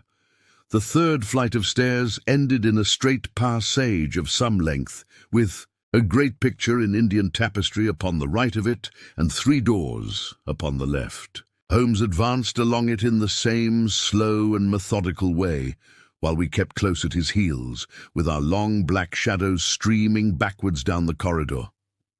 The third door was that which we were seeking. Holmes knocked without receiving any answer, and then tried to turn the handle and force it open. It was locked on the inside, however, and by a broad and powerful bolt, as we could see when we set our lamp up against it. The key being turned, however, the hole was not entirely closed. Sherlock Holmes bent down to it and instantly rose again with a sharp intaking of the breath. "There is something devilish in this, Watson," said he, more moved than I had ever before seen him. "What do you make of it?" I stooped to the hole and recoiled in horror. Moonlight was streaming into the room, and it was bright with a vague and shifty radiance. Looking straight at me, and suspended as it were in the air, for all beneath was in shadow, there hung a face, the very face of our companion Thaddeus. There was the same high, shining head, the same circular bristle of red hair, the same bloodless countenance. The features were set, however, in a horrible smile, a fixed and unnatural grin, which in that still and moonlit room was more jarring to the nerves than any scowl or contortion. So like was the face to that of our little friend that I looked round at him to make sure that he was indeed with us. Then I recalled to mind that he had mentioned to us that his brother and he were twins. "This is terrible," I said to Holmes. "What is to be done?" "The door must come down," he answered, and springing against it, he put all his weight upon the lock. It creaked and groaned, but did not yield.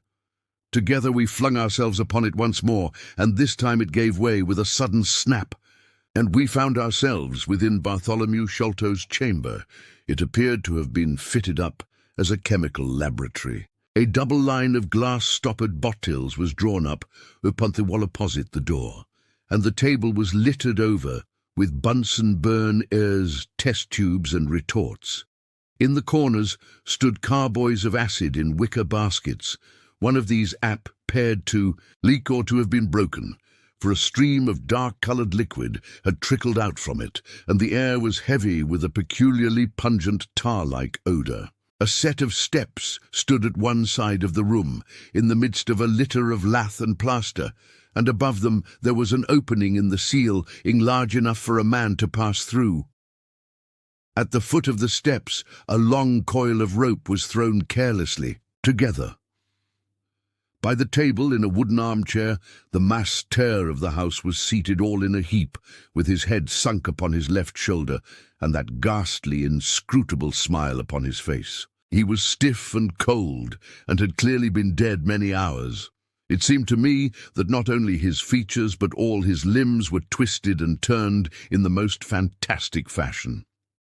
By his hand upon the table there lay a peculiar instrument, a brown, close-grained stick with a stone head like a hammer, rudely lashed on with coarse twine. Beside it was a torn sheet of notepaper with some words scrawled upon it. Holmes glanced at it and then handed it to me. "You see," he said, with a significant raising of the eyebrows. In the light of the lantern I read, with a thrill of horror, the sign of the 4. "In God's name, what does it all mean?" I asked. "It means murder," said he, stooping over the dead man. "Ah, I expected it. Look here." He pointed to what looked like a long, dark thorn stuck in the skin just above the ear. "It looks like a thorn," said I. "It is a thorn. You may pick it out, but be careful, for it is poisoned." I took it up between my finger and thumb. It came away from the skin so readily that hardly any mark was left behind. One tiny speck of blood showed where the puncture had been. "This is all an insoluble mystery to me," said I. "It grows darker instead of clearer." "On the contrary," he answered, "it clears every instant. I only require a few missing links to have an entirely connected case." We had almost forgotten our companion's presence since we entered the chamber. He was still standing in the doorway, the very picture of terror, wringing his hands and moaning to himself. Suddenly, however, he broke out into a sharp, queeroo-louse cry. "The treasure is gone," he said. "They have robbed him of the treasure. There is the hole through which we lowered it. I helped him to do it. I was the last person who saw him. I left him here last night, and I heard him lock the door as I came downstairs." "What time was that?" "It was 10 o'clock, and now he is dead, and the police will be called in, and I shall be suspected of having had a hand in it." "Oh yes, I'm sure I shall. But you don't think so, gentlemen? Surely you don't think that it was I? Is it likely that I would have brought you here if it were I? Oh dear, I know that I shall go mad." He jerked his arms and stamped, his feet in a kind of convulsive frenzy. "You have no reason for fear, Mr. Sholto," said Holmes kindly, putting his hand upon his shoulder. "Take my advice and drive down to the station to report this matter to the police. Offer to assist them in every way. We shall wait here until your return." The little man obeyed in a half-stupefied fashion, and we heard him stumbling down the stairs in the dark. Chapter 6. Sherlock Holmes gives a demonstration. "Now, Watson," said Holmes, rubbing his hands, "we have half an hour to ourselves. Let us make good use of it. My case is, as I have told you, almost complete. But we must not err on the side of overconfidence. Simple as the case seems now, there may be something deeper underlying it." "Simple!" I ejaculated. "Surely," said he, with something of the air of a clinical professor expounding to his class. "Just sit in the corner there, that. Your footprints may not complicate matters. Now to work. In the first place, how did these folk come, and how did they go? The door has not been opened since last night. How of the window?" He carried the lamp across to it, muttering his observations, aloud the while, but addressing them to himself rather than to me. "Window is snibbed on the inner side. Framework is solid. No hinges at the side. Let us open it. No water pipe near. Roof quite out of reach. Yet a man has mounted by the window. It rained a lit teal last night. Here is the print of a foot in mould upon the sill. And here is a circular muddy mark, and here again upon the floor, and here again by the table. See here, Watson, this is really a very pretty demonstration." I looked at the round, well-defined, muddy discs. "This is not a footmark," said I. "It is something much more valuable to us. It is the impression of a wooden stump. You see, here on the sill is the boot mark, a heavy boot with the broad metal heel, and beside it is the mark of the timber toe. It is the wooden-legged man." "Quite so. But there has been someone else, a very able and efficient ally. Could you scale that wall, Doctor?" I looked out of the open window. The moon still shone brightly on that angle of the house. We were a good 60 feet from the round, and look where I would, I could see no foothold, nor as much as a crevice in the brickwork. "It is absolutely impossible," I answered. "Without aid it is so. But suppose you had a friend up here, who lowered you this good stout rope which I see in the corner, securing one end of it to this great hook in the wall. Then, I think, if you were an active man, you might swarm up, wooden leg and all. You would depart, of course, in the same fashion, and your ally would draw up the rope. untie it from the hook, shut the window, snip it on the inside, and get away in the way that he originally came. As a minor point it may be noted, he continued, fingering the rope, that our wooden-legged friend, though a fair climber, was not a professional sailor. His hands were far from horny. My lens discloses more than one blood mark, especially towards the end of the rope, from which I gather that he slipped down with such velocity that he took the skin off his hand. "This is all very well," said I, "but the thing becomes more unintelligible than ever. How about this mysterious ally? How came he into the room?" "Yes, the ally," repeated Holmes pensively. "There are features of interest about this ally. He lifts the case from the regions of the commonplace. I fancy that this ally breaks fresh ground in the annals of crime in this country, though parallel cases suggest themselves from India and, if my memory serves me, from Senegambia." "How came he then?" I reiterated. "The door is locked, the window is inaccessible. Was it through the chimney?" "The grate is much too small," he answered. "I had already considered that possibility." "How then?" I persisted. "You will not apply my precept," he said, shaking his head. "How often have I said to you that when you have eliminated the impossible, whatever remains, however improbable, must be the truth? We know that he did not come through the door, the window, or the chimney.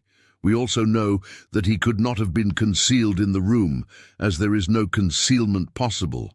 Whence, then, did he come?" "He came through the hole in the roof," I cried. "Of course he did. He must have done so. If you will have the kindness to hold the lamp for me, we shall now extend our researches to the room above, the secret room in which the treasure sure was found." He mounted the steps and, seizing a rafter with either hand, he swung himself up into the garret. Then, lying on his face, he reached down for the lamp and held it while I followed him. The chamber in which we found ourselves was about 10 feet one way and 6 the other. The floor was formed by the rafters, with thin lath and plaster between, so that in walking one had to step from beam to beam. The roof ran up to an apex, and was evidently the inner shell of the true roof of the house.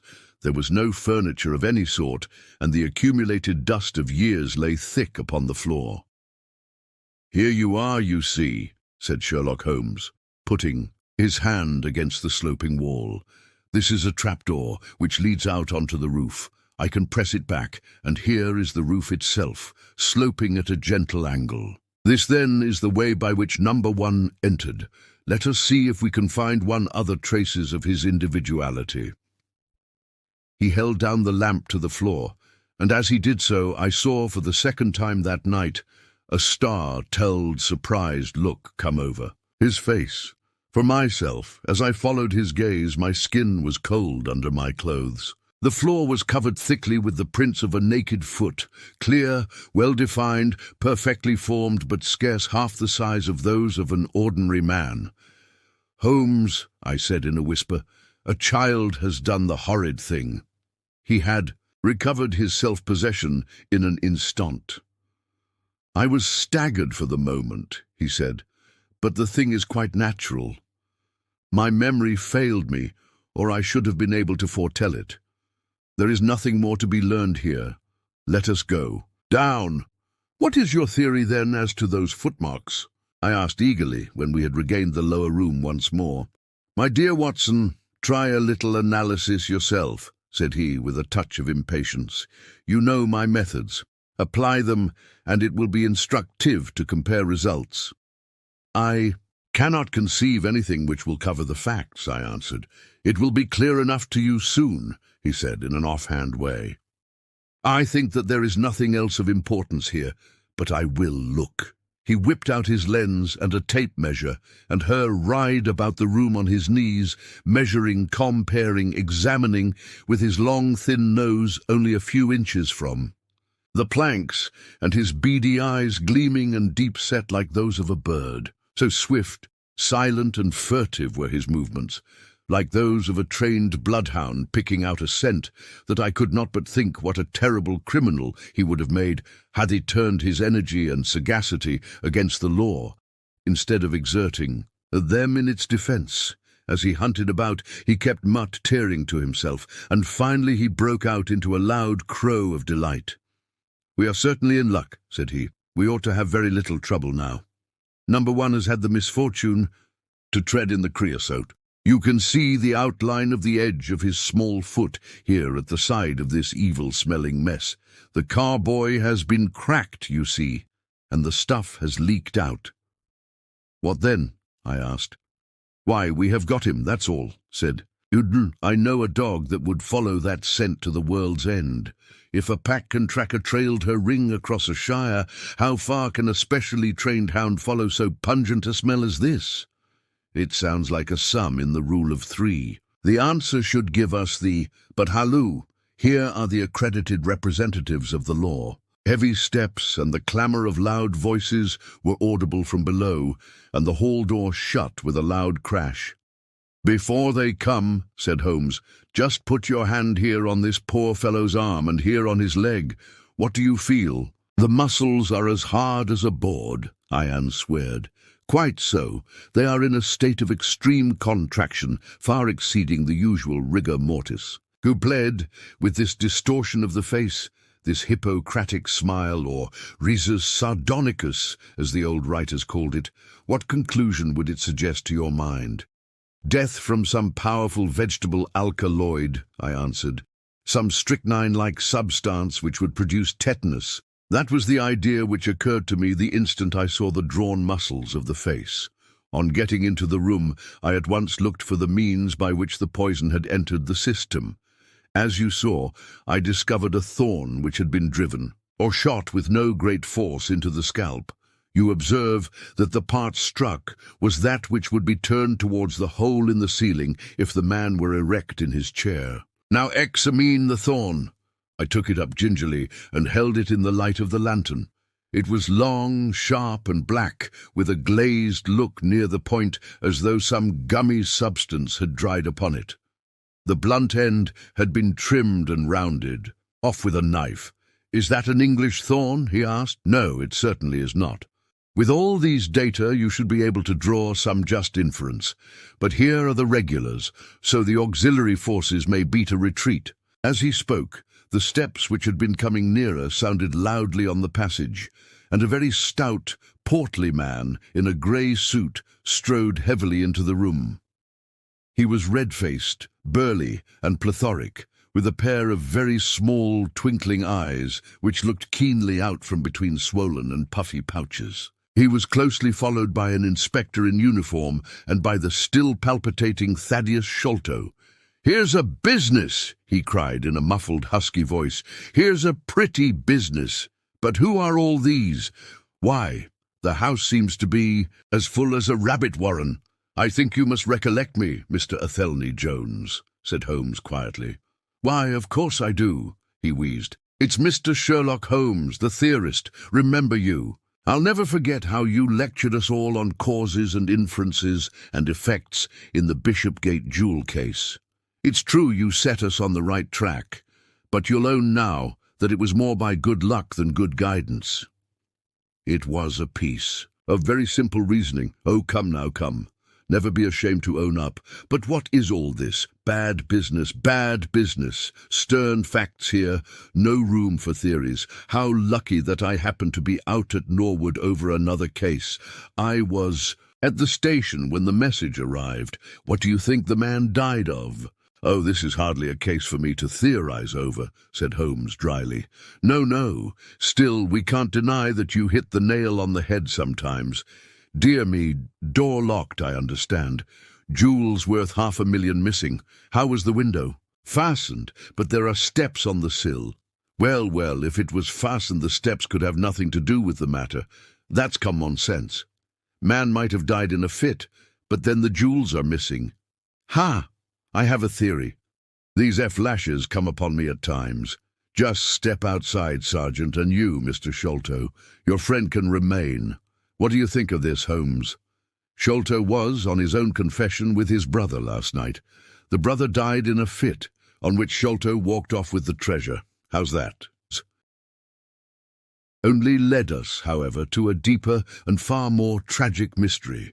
The Indian treasure, the curious plan found among Morstan's baggage, the strange scene at Major Sholto's death, the rediscovery of the treasure immediately followed by the murder. Of the discoverer, the very singular accompaniments to the crime, the footsteps, the remarkable weapons, the words upon the card, corresponding with those upon Captain Morstan's chart. Here was indeed a labyrinth in which a man less singu, largely endowed than my fellow lodger, might well despair of ever finding the clue. Pinchin Lane was a row of shabby, two-storied brick houses in the lower quarter of Lambeth. I had to knock for some time at number 3 before I could make my impression. At last, however, there was the glint of a candle behind the blind, and a face looked out at the upper window. "Go on, you drunken vagabond," said the face. "If you kick up any more row, I'll open the kennels and let out 43 dogs upon you." "If you'll let one out, it's just what I have come for," said I. "Go on," yelled the voice. "So help me gracious, I have a wiper in the bag, and I'll drop it on your head if you don't hook it." "But I want a dog," I cried. "I won't be argued with," shouted Mr. Sherman. "Now stand clear, for when I say 3, down goes the wiper."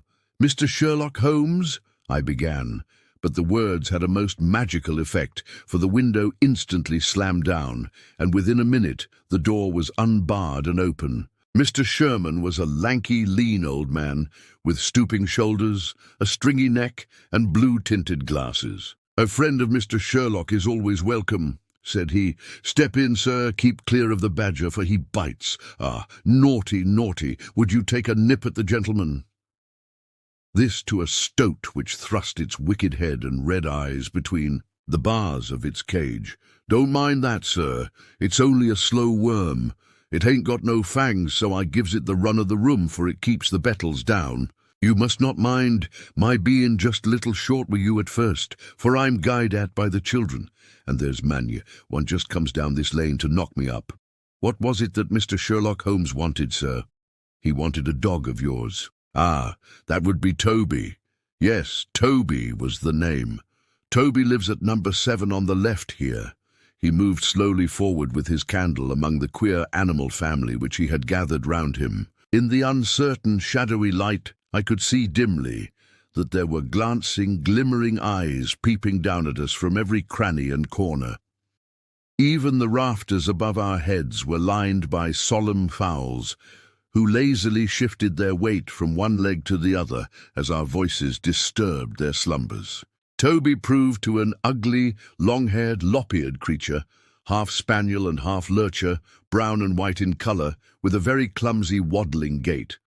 It accepted after some hesitation a lump of sugar which the old naturalist handed to me, and, having thus sealed an alliance, it followed me to the cab, and made no difficulties about accompanying me. It had just struck 3 on the palace clock when I found myself back once more at Pondicherry Lodge.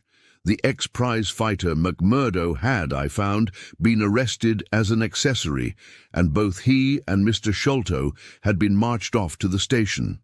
2. Constables guarded the narrow gate, but they allowed me to pass with the dog on my mentioning the detective's name.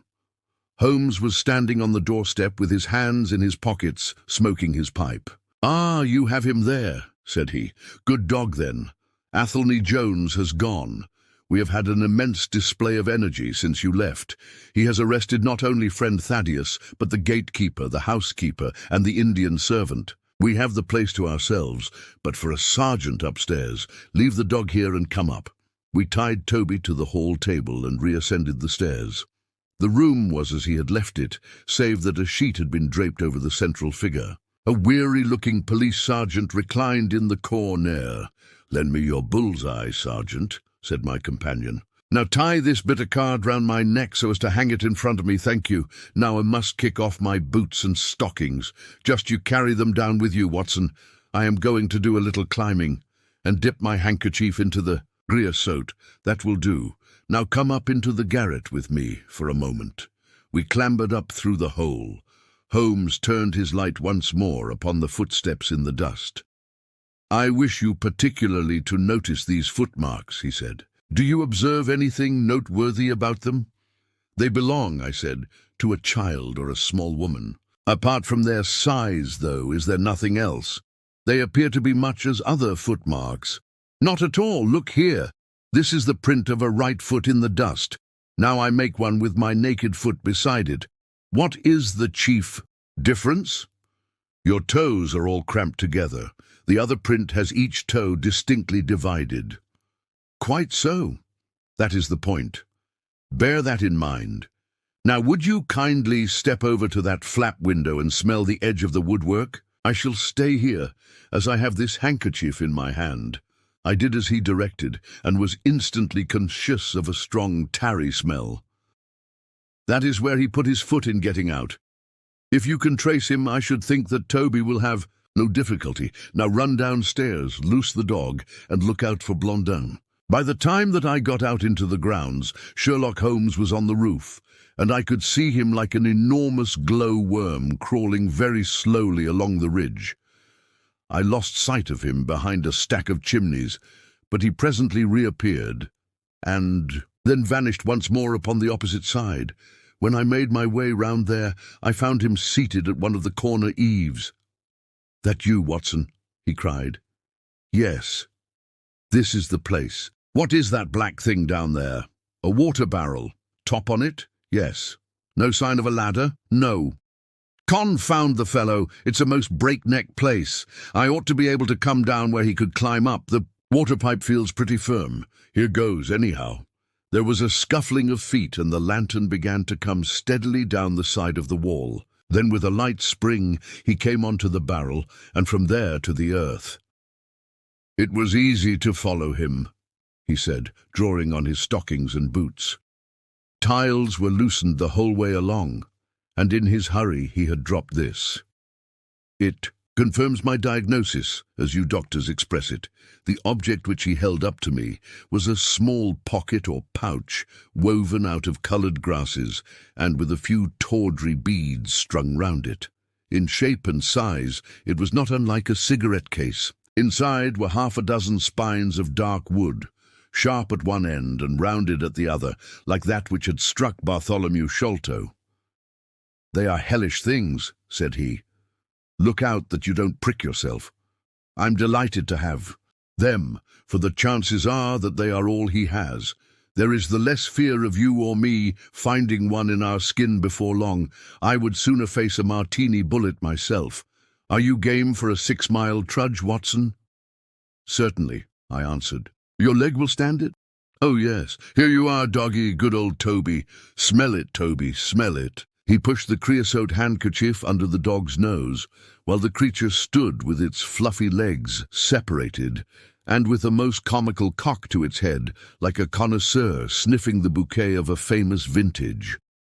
Holmes then threw the handkerchief to a distance, fastened a stout cord to the mongrel's collar, and let him to the foot of the water barrel. The creature instantly broke into a succession of high, tremulous yelps, and with his nose on the ground and his tail in the air, pattered off upon the trail at a pace which strained his leash and kept us at the top of our speed. The east had been gradually whitening, and we could now see some distance in the cold grey light. The square, massive house, with its black empty windows and high bare walls, towered up, sad and forlorn, behind us. Our course led right across the grounds, in and out among the trenches and pits with which they were scarred and intersected. The whole place, with its scattered dirt heaps and ill-grown shrubs, had a blighted, ill-omened look which harmonized with the black tragedy which hung over it. On reaching the boundary wall, Toby ran along, whining eagerly underneath its shadow, and stopped finally in a corner screened by a young beech. Where the two walls joined, several bricks had been loosened, and the crevices left were worn down and rounded upon the lower side, as though they had frequently been used as a ladder. Holmes clambered up, and taking the dog from me, he dropped it over upon the other side. "There's the print of Woodenleg's hand," he remarked as I mounted up beside him. "You see the slight smudge of blood upon the white plaster. What a lucky thing it is that we have had no very heavy rain since yesterday. The scent will lie upon the road in spite of their 28 hours' start. I confess that I had my doubts myself when I reflected upon the great traffic which had passed along the London road in the interval. My fears were soon appeased. However, Toby never hesitated or swerved, but waddled on in his peculiar rolling fashion. Clearly, the pungent smell of the creosote rose high above all other contending scents. "Do not imagine," said Holmes, "that I depend for my success in this case upon the mere chance of one of these fellows having put his foot in the chemical. I have knowledge now which would enable me to trace them in many different ways. This, however, is the readiest, and, since fortune has put it into our hands, I should be culpable if I neglected it. It has, however, prevented the case from becoming the pretty little intellectual problème which it at one time promised to be. There might have been some credit to be gained out of it, but for this too palpable clue." "There is credit and to spare," said I. "I assure you, Holmes, that I marvel at the means by which you obtain your results in this case, even more than I did in the Jefferson Hope murder. The thing seems to me to be deeper and more inexplicable. How, for example, could you describe with such confidence the wooden-legged man?" "Sure, my dear boy, it was simplicity itself. I don't wish to be theatrical. It is all patent and above board. 2 officers who are in command of a convict guard learn an important secret as to buried treasure. A map is drawn for them by an Englishman named Jonathan Small. You remember that we saw the name upon the chart in Captain Morstan's possession. He had signed it in behalf of himself and his associates, the sign of the 4, as he somewhat dramatically called it. Aided by this chart, the officers, or one of them, gets the treasure and brings it to England, leaving, we will suppose, some condition under which he received it unfulfilled. Now then, why did not Jonathan Small get the treasure himself? The answer is obvious. The chart is dated at a time when Morstan was brought into close association with convicts. Jonathan Small did not get the treasure, sure, because he and his associates were themselves convicts and could not get away. "But that is mere speculation," said I. "It is more than that. It is the only hypothesis which covers the facts. Let us see how it fits in with the sequel. Major Sholto remains at peace for some years, happy in the possession of his treasure, sure. Then he receives a letter from India which gives him a great fright. What was that? A letter to say that the men whom he had wronged had been set free, or had escaped. That is much more likely, for he would have known what their term of imprisonment was. It would not have been a surprise to him. What does he do then? He guards himself against a wooden-legged man, a white man, mark you, for he mistakes a white tradesman for him and actually fires a pistol at him. Now only one white man's name is on the chart. The authors are Hindus or Mohammedans. There is no other white man. Therefore we may say with confidence that the wooden-legged man is identical with Jonathan Small. Does the reasoning strike you as being faulty? No, it is clear and concise. Well, now let us put ourselves in the place of Jonathan Small. Let us look at it from his point of view. He commesto England with the double idea of regaining what he would consider to be his rights, and of having his revenge upon the man who had wronged him. He found out where Sholto lived, and very possibly he established communications with someone inside the house. There is this butler, Lal Rao, whom we have not seen. Mrs. Burnstone gives him far from a good character. Small could not find out, however, where the treasure was hid, for no one ever knew, save the Major and one faithful servant who had died. Suddenly Small learns that the Major is on his deathbed, in a frenzy lest the secret of the treasure die. With him he runs the gauntlet of the guards, makes his way to the dying man's window, and is only deterred from entering by the presence of his 2 sons. Mad with hate, however, against the dead man, he enters the room that night, searches his private papers in the hope of discovering some memorandum relating to the treasure, and finally leaves a memento of his visit in the short inscription upon the card. He had doubtless planned beforehand that should he slay the Major, he would leave some such record upon the body as a sign that it was not a common murder, but, from the point of view of the four associates, something in the nature of an act of justice. Whimsical and bizarre conceits of this kind are common enough in the annals of crime and usually afford valuable indications as to the criminal. Do you follow all this? Very clearly. Now, what could Jonathan Small do? He could only continue to keep a secret watch upon the efforts made to find the treasure. Possibly he leaves England and only comes back at intervals. Then comes the discovery of the garret, and he is instantly informed of it. We again trace the presence of some confederate in the household. Jonathan, with his wooden leg, is utterly unable to reach the lofty room of Bartholomew Sholto. He takes with him, however, a rather curious associate, who gets over this difficulty but dips his naked foot into creosote, whence come Toby and a 6-mile limp for a half-pay officer with a damaged tendo Achilles. But it was the associate, and not Jonathan, who committed the crime. Quite so, and rather to Jonathan's disgust, to judge by the way they stamped about when he got into the room. He bore no grudge against Bartholomew Sholto, and would have preferred if he could have been simply bound and gagged.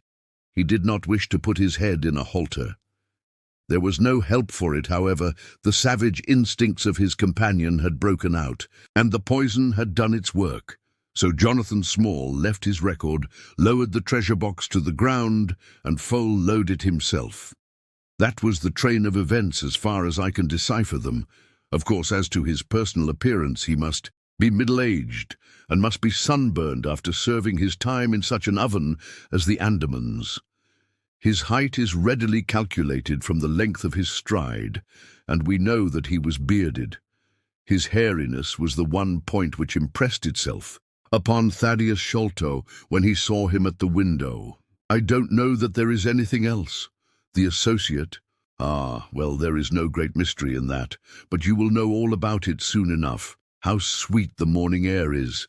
See how that one little cloud floats like a pink feather from some gigantic flamingo.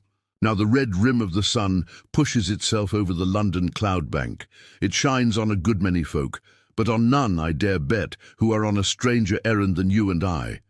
How small we feel with our petty ambitions and strivings in the presence of the great elemental forces of nature. Are you well up in your Jean-Paul?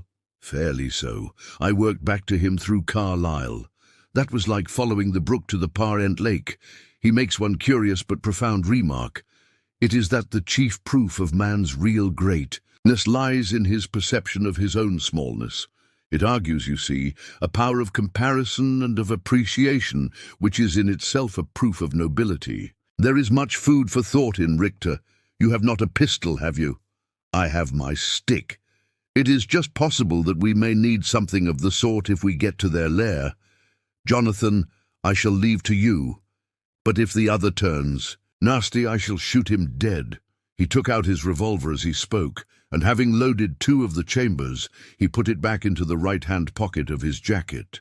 We had, during this time, been following the guidance of Toby down the half-rural, villa-lined roads which lead to the metropolis. Now, however, we were beginning to come among continuous streets, where labourers and dockmen were already astir, and slatternly women were taking down shutters and brushing doorsteps. At the square-topped corner, public houses business was just beginning, and rough-looking men were emerging, rubbing their sleeves across their beards after their morning wet. Strange dogs sauntered up and stared wonderingly at us as we passed, but our inimitable Toby looked neither to the right nor to the left, but trotted onwards with his nose to the ground and an occasional eager whine which spoke of a hot scent. We had traversed Streatham, Brixton, Camberwell, and now found ourselves in Kennington Lane, having borne away through the side streets to the east of the Oval. The men whom we pursued seemed to have taken a curiously zigzag road with the idea, probably of escaping observation. They had never kept to the main road if a parallel side street would serve their turn. At the foot of Kennington Lane, they had edged away to the left through Bond Street and Miles Street.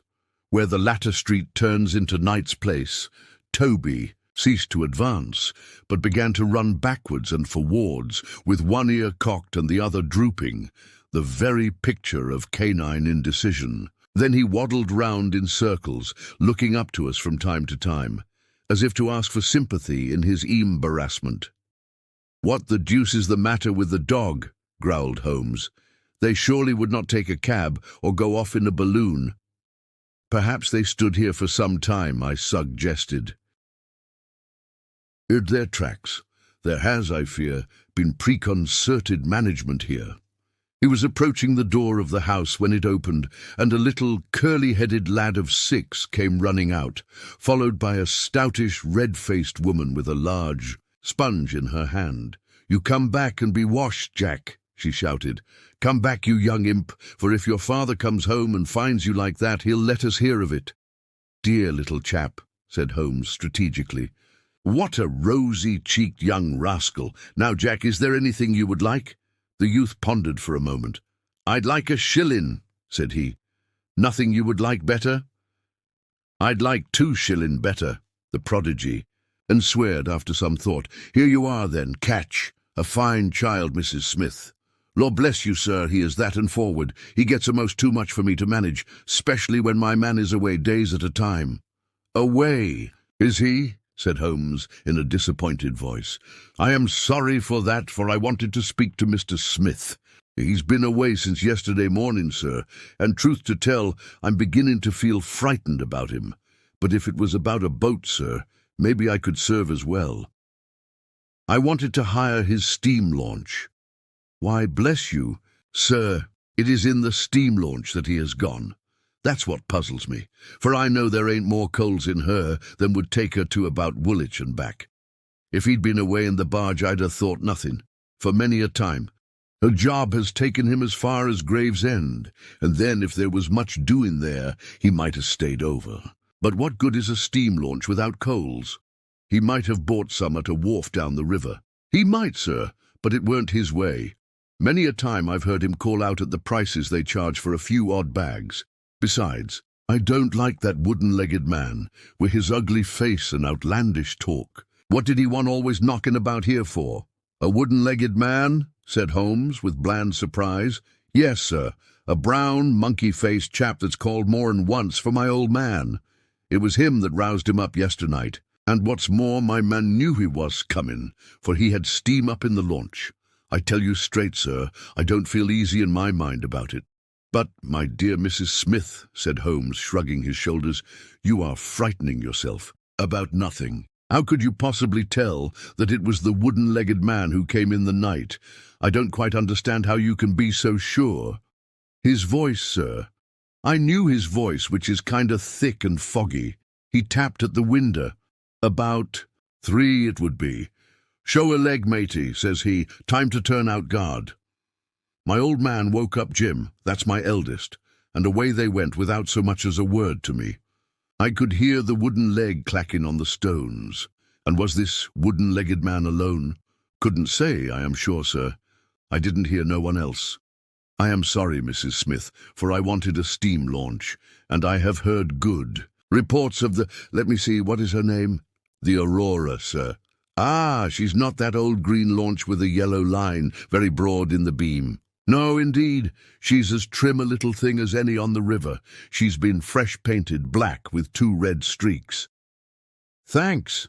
I hope that you will hear soon from Mr. Smith. I am going down the river, and if I should see anything of the Aurora, I shall let him know that you are uneasy. A black funnel, you say?" "No, sir, black with a white band." "Ah, of course, it was the sides which were black. Good morning, Mrs. Smith. There is a boatman here with a wherry, Watson. We shall take it and cross the river." "The main thing with people of that sort," said Holmes, as we sat in the sheets of the wherry, "is never to let them think that their information can be of the slightest importance to you. If you do, they will instantly shut up like an oyster. If you listen to them under protest, as it were, you are very likely to get what you want. Our course now seems pretty clear, said I. What would you do then? I would engage a launch and go down the river on the track of the Aurora. My dear fellow, it would be a colossal task. She may have touched at any wharf, on either side of the stream, between here and Greenwich. Below the bridge, there is a perfect labyrinth of landing places for miles. It would take you days and days to exhaust them, if you set about it alone. Employ the police, then. No. I shall probably call Athelney Jones in at the last moment. He is not a bad fellow, and I should not like to do anything which would injure him professionally. But I have a fancy for working it out myself, now that we have gone so far. Could we advertise, then, asking for information from wharfingers? Worse and worse. Our men would know that the chase was hot at their heels, and they would be off out of the country. As it is, they are likely enough to leave. But as long as they think they are perfectly safe, they will be in no hurry. Jones's energy will be of use to us there, for his view of the case is sure to push itself into the daily press, and the runaways will think that everyone is off on the wrong scent. What are we to do then? I asked as we landed near Millbank Penitentiary. Take this hansom, drive home, have some breakfast, and get an hour's sleep. It is quite on the cards that we may be afoot tonight again. Stop at a telegraph office. A cabby! We will keep Toby, for he may be of use to us yet. We pulled up at the Great Peter Street post office, and Holmes dispatched his wire. Whom do you think that is to? He asked, as we resumed our journey. I am sure I don't know. You remember the Baker Street division of the Detective Police Force, whom I employed in the Jefferson Hope case? Well, said I, laughing, this is just the case where they might be invaluable. If they fail, I have other resources, but I shall try them first. That wire was to my dirty little Lieutenant Wiggins, and I expect that he and his gang will be with us before we have finished our breakfast. It was between 8 and 9 o'clock now, and I was conscious of a strong reaction after the successive excitements of the night. I was limp and weary, befogged in mind and fatigued in body. I had not the professional enthusiasm which carried my companion on, nor could I look at the matter as a mere abstract intellectual problem. As far as the death of Bartholomew Sholto went, I had heard little good of him, and could feel no intense antipathy to his murderers. The treasure, however, was a different matter. That, or part of it, belonged rightfully to Miss Morstan. While there was a chance of recovering it, I was ready to devote my life to the one object. True, if I found it, it would probably put her forever beyond my reach. Yet it would be a petty and selfish love which would be influenced by such a thought. As that, if Holmes could work to F in the criminals, I had a tenfold stronger reason to urge me on to find the treasure. A bath at Baker Street and a complete change freshened me up wonderfully. When I came down to our room, I found the breakfast laid and Holmes pouring out the coffee. "Here it is," said he, laughing and pointing to an open newspaper. "The energetic Jones and the ubiquitous reporter have fixed it up between them. But you have had enough of the case. Better have your ham and eggs first." I took the paper from him and read the short notice, which was headed, "Mysterious Business at Upper Norwood." "About 12 o'clock last night," said the Standard, "Mr. Bartholomew Sholto, of Pondicherry Lodge, Upper Norwood, was found dead in his room under circumstances which point to foul play. As far as we can learn, no actual traces of violence were found upon Mr. Sholto's person, but a valuable collection of Indian gems, which the deceased gentleman had inherited from his father, has been carried off. The discovery was erst made by Mr. Sherlock Holmes and Dr. Watson, who had called at the house with Mr. Thaddeus Sholto, brother of the deceased. By a singular piece of good fortune, Mr. Athelney Jones, the well-known member of the Detective Police Force, happened to be at the Norwood Police Station and was on the ground within half an hour of the first alarm. His trained and experienced faculties were at once directed towards the detection of the criminals, with the gratifying result that the brother, Thaddeus Sholto, has already been arrested, together with the housekeeper, Mrs. Burnstone, an Indian butler named Lal Rao, and a porter or gatekeeper named McMurdo. It is quite certain that the thief or thieves were well acquainted with the house, for Mr. Jones's well-known technical knowledge and his powers of minute observation have enabled him to prove conclusively that the miscreants could not have entered by the door or by the window, but must have made their way across. My dear fellow, it would be a colossal task. She may have touched at any wharf on either side of the stream between here and Greenwich. Below the bridge, there is a perfect labyrinth of landing places for miles. It would take you days and days to exhaust them if you set about it alone. Employ the police, then? No. I shall probably call Athelney Jones in at the last moment. He's not a bad fellow, and I should not like to do anything which would injure him professionally.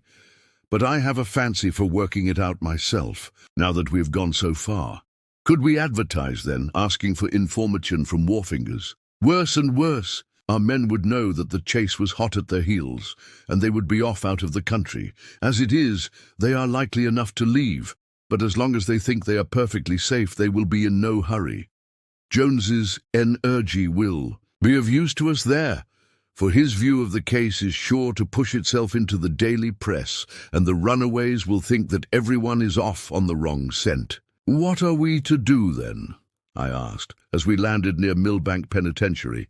Take this hansom, drive home, have some breakfast, and get an hour's sleep. It is quite on the cards that we may be afoot tonight again. Stop at a telegraph office. Oh, cabby, we will keep Toby, for he may be of use to us yet. We pulled up at the Great Peter Street post office, and Holmes dispatched his wire. Whom do you think that is to? He asked, as we resumed our journey. I am sure I don't know. You remember the Baker Street division of the detective police force whom I employed in the Jefferson Hope case? Well, said I, laughing, this is just the case where they might be invaluable. If they fail, I have other resources, but I shall try them first. That wire was to my dirty little Lieutenant Wiggins, and I expect that he and his gang will be with us before we have finished our breakfast. It was between 8 and 9 o'clock now, and I was conscious of a strong reaction after the successive excitements of the night. I was limp and weary, befogged in mind and fatigued in body. I had not the professional enthusiasm which carried my companion on, nor could I look at the matter as a mere abstract intellectual problem. As far as the death of Bartholomew Sholto went, I had heard little good of him, and could feel no intense antipathy to his murderers. The treasure, however, was a different matter. That, or part of it, belonged rightfully to Miss Morstan. While there was a chance of recovering it, I was ready to devote my life to the one object. True, if I found it, it would probably put her forever beyond my reach. Yet it would be a petty and selfish love which would be influenced by such a thought as that. If Holmes could work to F in the criminals, I had a tenfold stronger reason to urge me on, to find the treasure. A bath at Baker Street and a complete change freshened me up wonderfully. When I came down to our room, I found the breakfast laid and Holmes pouring out the coffee. Here it is, said he, laughing and pointing to an open newspaper. The energetic Jones and the ubiquitous reporter have fixed it up between them. But you have had enough of the case. Better have your ham and eggs first. I took the paper from him and read the short notice, which was headed Mysterious Business at Upper Norwood. About 12 o'clock last night, said the Standard, Mr. Bartholomew Sholto, of Pondicherry Lodge, Upper Norwood, was found dead in his room under circumstances which point to foul play. As far as we can learn, no actual traces of violence were found upon Mr. Sholto's person, but a valuable collection of Indian gems, which the deceased gentleman had inherited from his father, has been carried off. The discovery was first made by Mr. Sherlock Holmes and Dr. Watt's son, who had called at the house with Mr. Thaddeus Sholto, brother of the deceased. By a singular piece of good fortune, Mr. Athelney Jones, the well-known member of the detective police force, happened to be at the Norwood police station and was on the ground within half an hour of the first alarm. His trained and experienced faculties were at once directed towards the detection of the criminals, with the gratifying result that the brother, Thaddeus Sholto, has already been arrested, together with the housekeeper, Mrs. Burnstone, an Indian butler named Lal Rao, and a porter or gatekeeper named McMurdo. It is quite certain that the thief or thieves were well acquainted with the house, for Mr. Jones's well-known technical knoll edge and his powers of minute observation have enabled him to prove conclusively that the miscreants could not have entered by the door or by the window, but must have made their way across the roof of the building and so through a trapdoor into a room which communicated with that in which the body was found. This fact, which has been very clearly made, outproves conclusively that it was no mere haphazard burglary. The prompt and energetic action of the officers of the law shows the great advantage of the presence, on such occasions, of a single, vigorous and masterful mind. We cannot but think that its sup plies an argument to those who would wish to see our detectives more decentralized, and so brought into closer and more effective touch with the cases which it is their duty to investigate. "Isn't it gorgeous?" said Holmes, grinning over his coffee cup. "What do you think of it?" "I think that we have had a close shave ourselves of being arrested for the crime." "So do I. I wouldn't answer for our safety now if he should happen to have another of his attacks of energy." At this moment there was a loud ring at the bell, and I could hear Mrs. Hudson, our landlady, raising her voice in a wail of expostulation and dismay. "By heaven, Holmes," I said, half rising, "I believe that they are really after us. No, it's not quite so bad as that. It is the UN official force, the Baker Street Irregulars." As he spoke, there came a swift pattering of naked feet upon the stairs, a clatter of high voices, and in rushed a dozen dirty and ragged little street Arabs. There was some show of discipline among them, despite their tumultuous entry, for they instantly drew up in line and stood facing us with expectant faces. One of their number, taller and older than the others, stood forward with an air of lounging superiority, which was very funny in such a disreputable little carecrow. "Got your message, sir," said he, "and brought 'em on sharp. 3 bob, and a tanner for tickets." "Here you are," said Holmes, producing some silver. "In future they can report to you, Wiggins, and you to me. I cannot have the house invaded in this way. However, it is just as well that you should all hear the instructions. I want to find the whereabouts of a steam launch called the Aurora. Owner Mordecai Smith, black with 2 red streaks, funnel black with a white band. She is down the river somewhere. I want one boy to be at Mordecai Smith's landing stage opposite Millbank to say if the boat comes back. You must divide it out among yourselves, and do both banks thoroughly. Let me know the moment you have news. Is that all clear?" "Yes, Governor," said Wiggins. "The old scale of pay, and a guinea to the boy who finds the boat. Here's a day in advance. Now off you go." He handed them a shilling each, and away they buzzed down the stairs, and I saw them a moment later streaming down the street. "If the launch is above water, they will find her," said Holmes, as he rose from the table and lit his pipe. "They can go everywhere, see everything, overhear everyone. I expect to hear before evening that they have spotted her. Meanwhile, we can do nothing but await results. We cannot pick up the broken trail until we find either the Aurora or Mr. Mordecai Smith. Toby could eat these scraps, I dare say. Are you going to bed, Holmes?" "No, I'm not tired. I have a curious constitution. I never remember feeling tired by work, though idleness exhausts me completely. I'm going to smoke and to think over this queer busyness to which my fair client has introduced us. If ever man had an easy task, this of ours ought to be. Wooden-legged men are not so common, but the other man must, I should think, be absolutely unique. That other man again. I have no wish to make a mystery of him, to you anyway, but you must have formed your own opinion. Now do consider the data. Diminutive footmarks, toes never fettered by boots, naked feet, stone-headed wooden mace, great agility, small poisoned darts. What do you make of all this? A savage, I exclaimed. Perhaps one of those Indians who were the associates of Jonathan Small. Hardly that, said he. When first I saw signs of strange weapons, I was inclined to think so, but the remarkable character of the footmarks caused me to reconsider my views. Some of the inhabitants of the Indian Peninsula are small men, but none could have left such marks as that.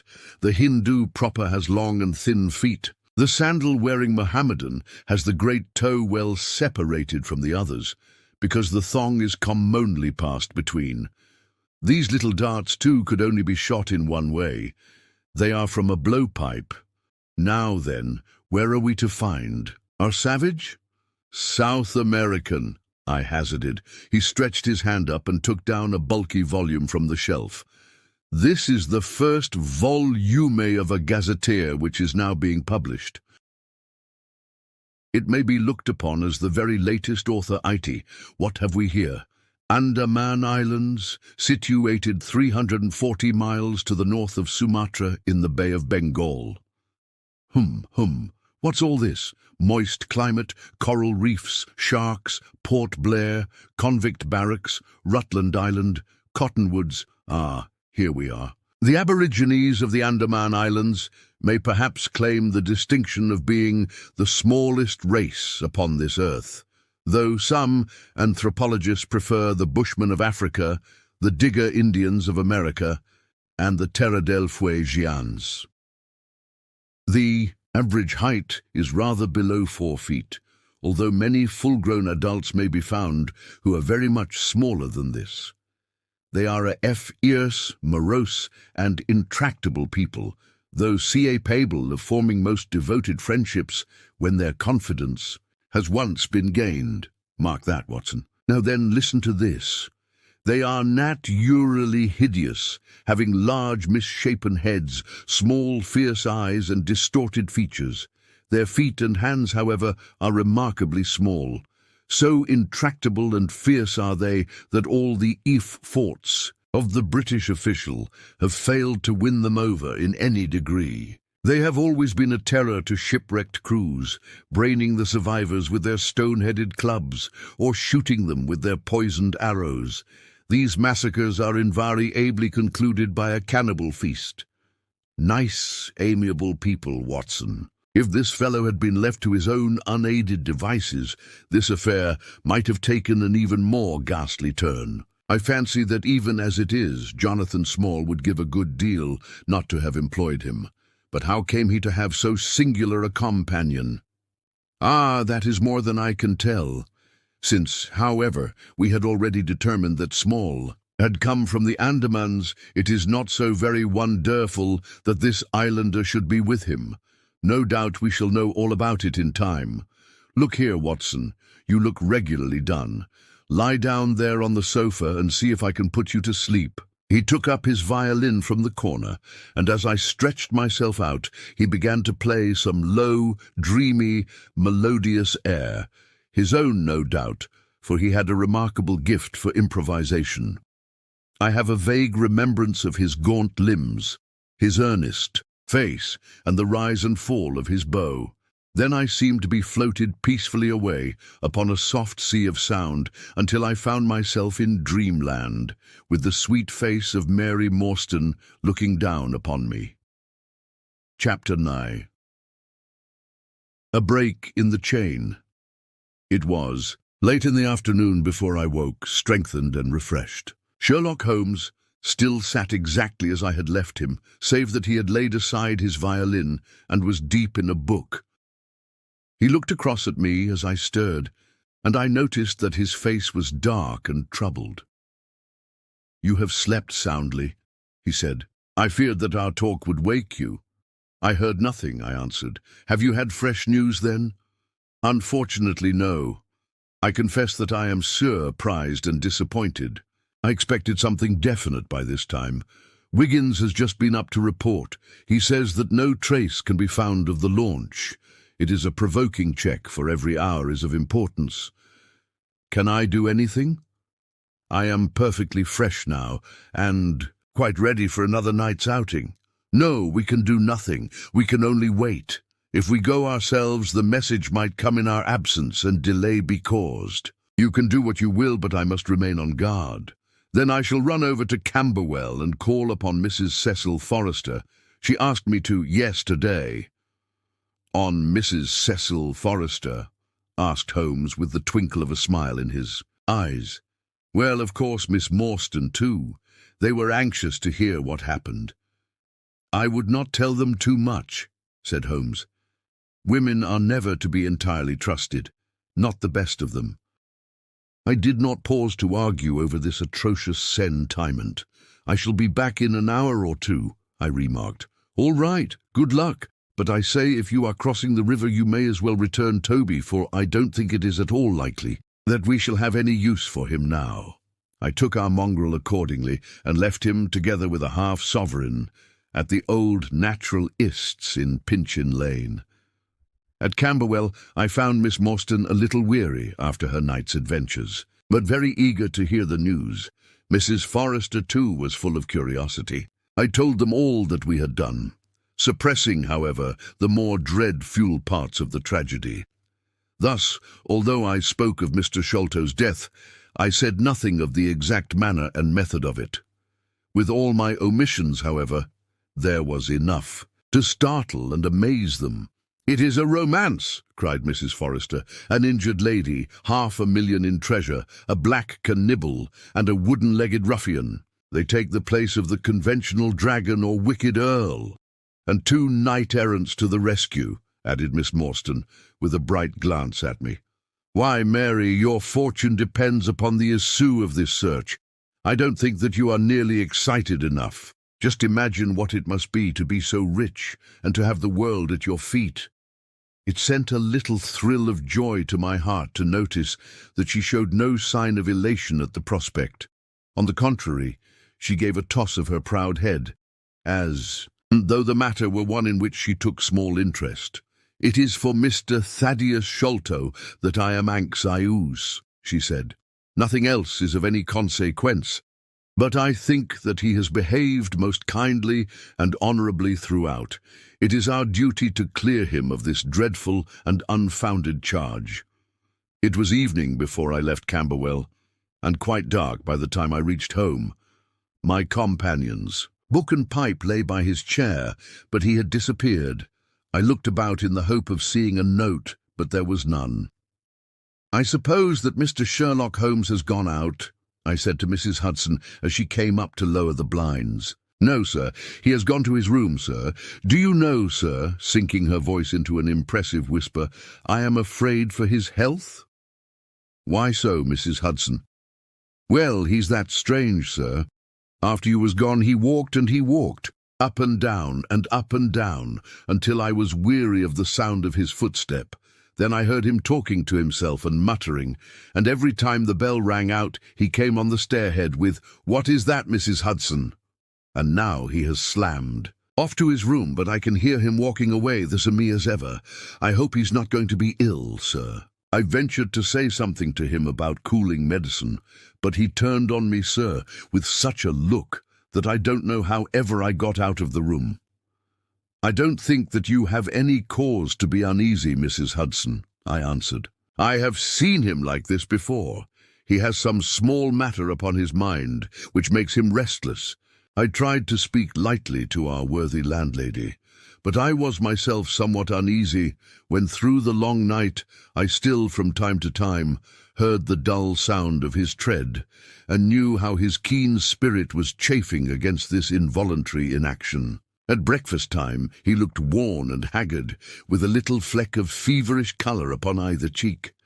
"You are knocking yourself up, old man," I remarked. "I heard you marching about in the night." "No, I could not sleep," he answered.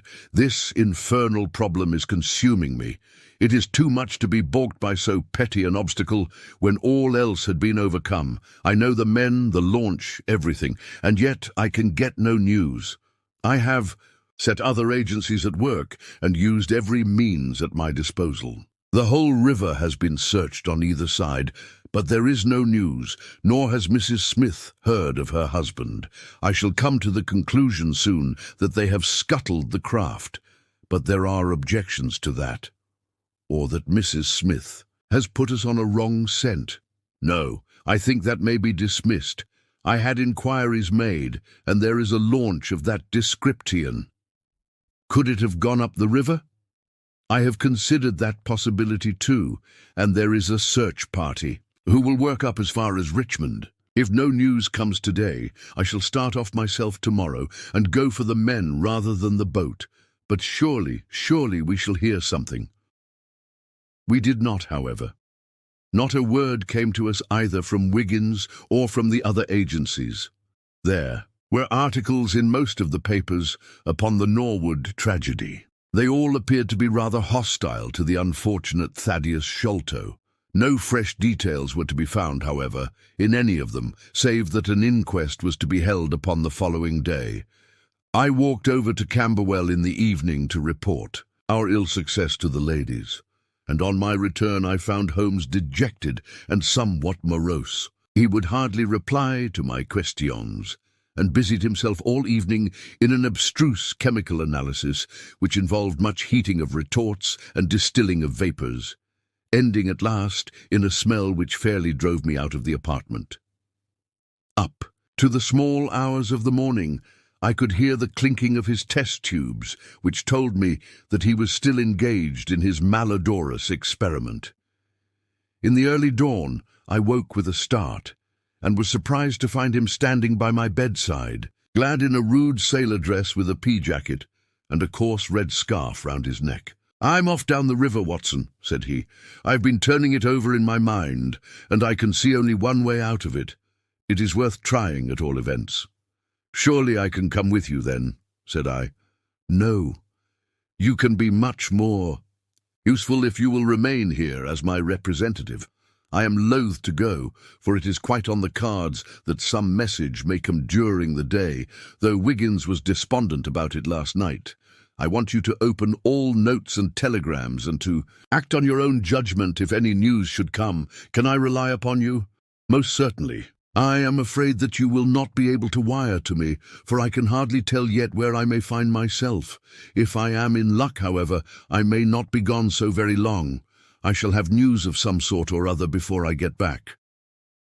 I had heard nothing of him by breakfast time. On opening the Standard, however, I found that there was a fresh allusion to the business. "With reference to the Upper Norwood tragedy," it remarked, "we have reason to believe that the matter promises to be even more complex and mysterious than was originally supposed. Fresh evidence has shown that it is quite impossible that Mr. Thaddeus Sholto could have been in any way concerned in the matter.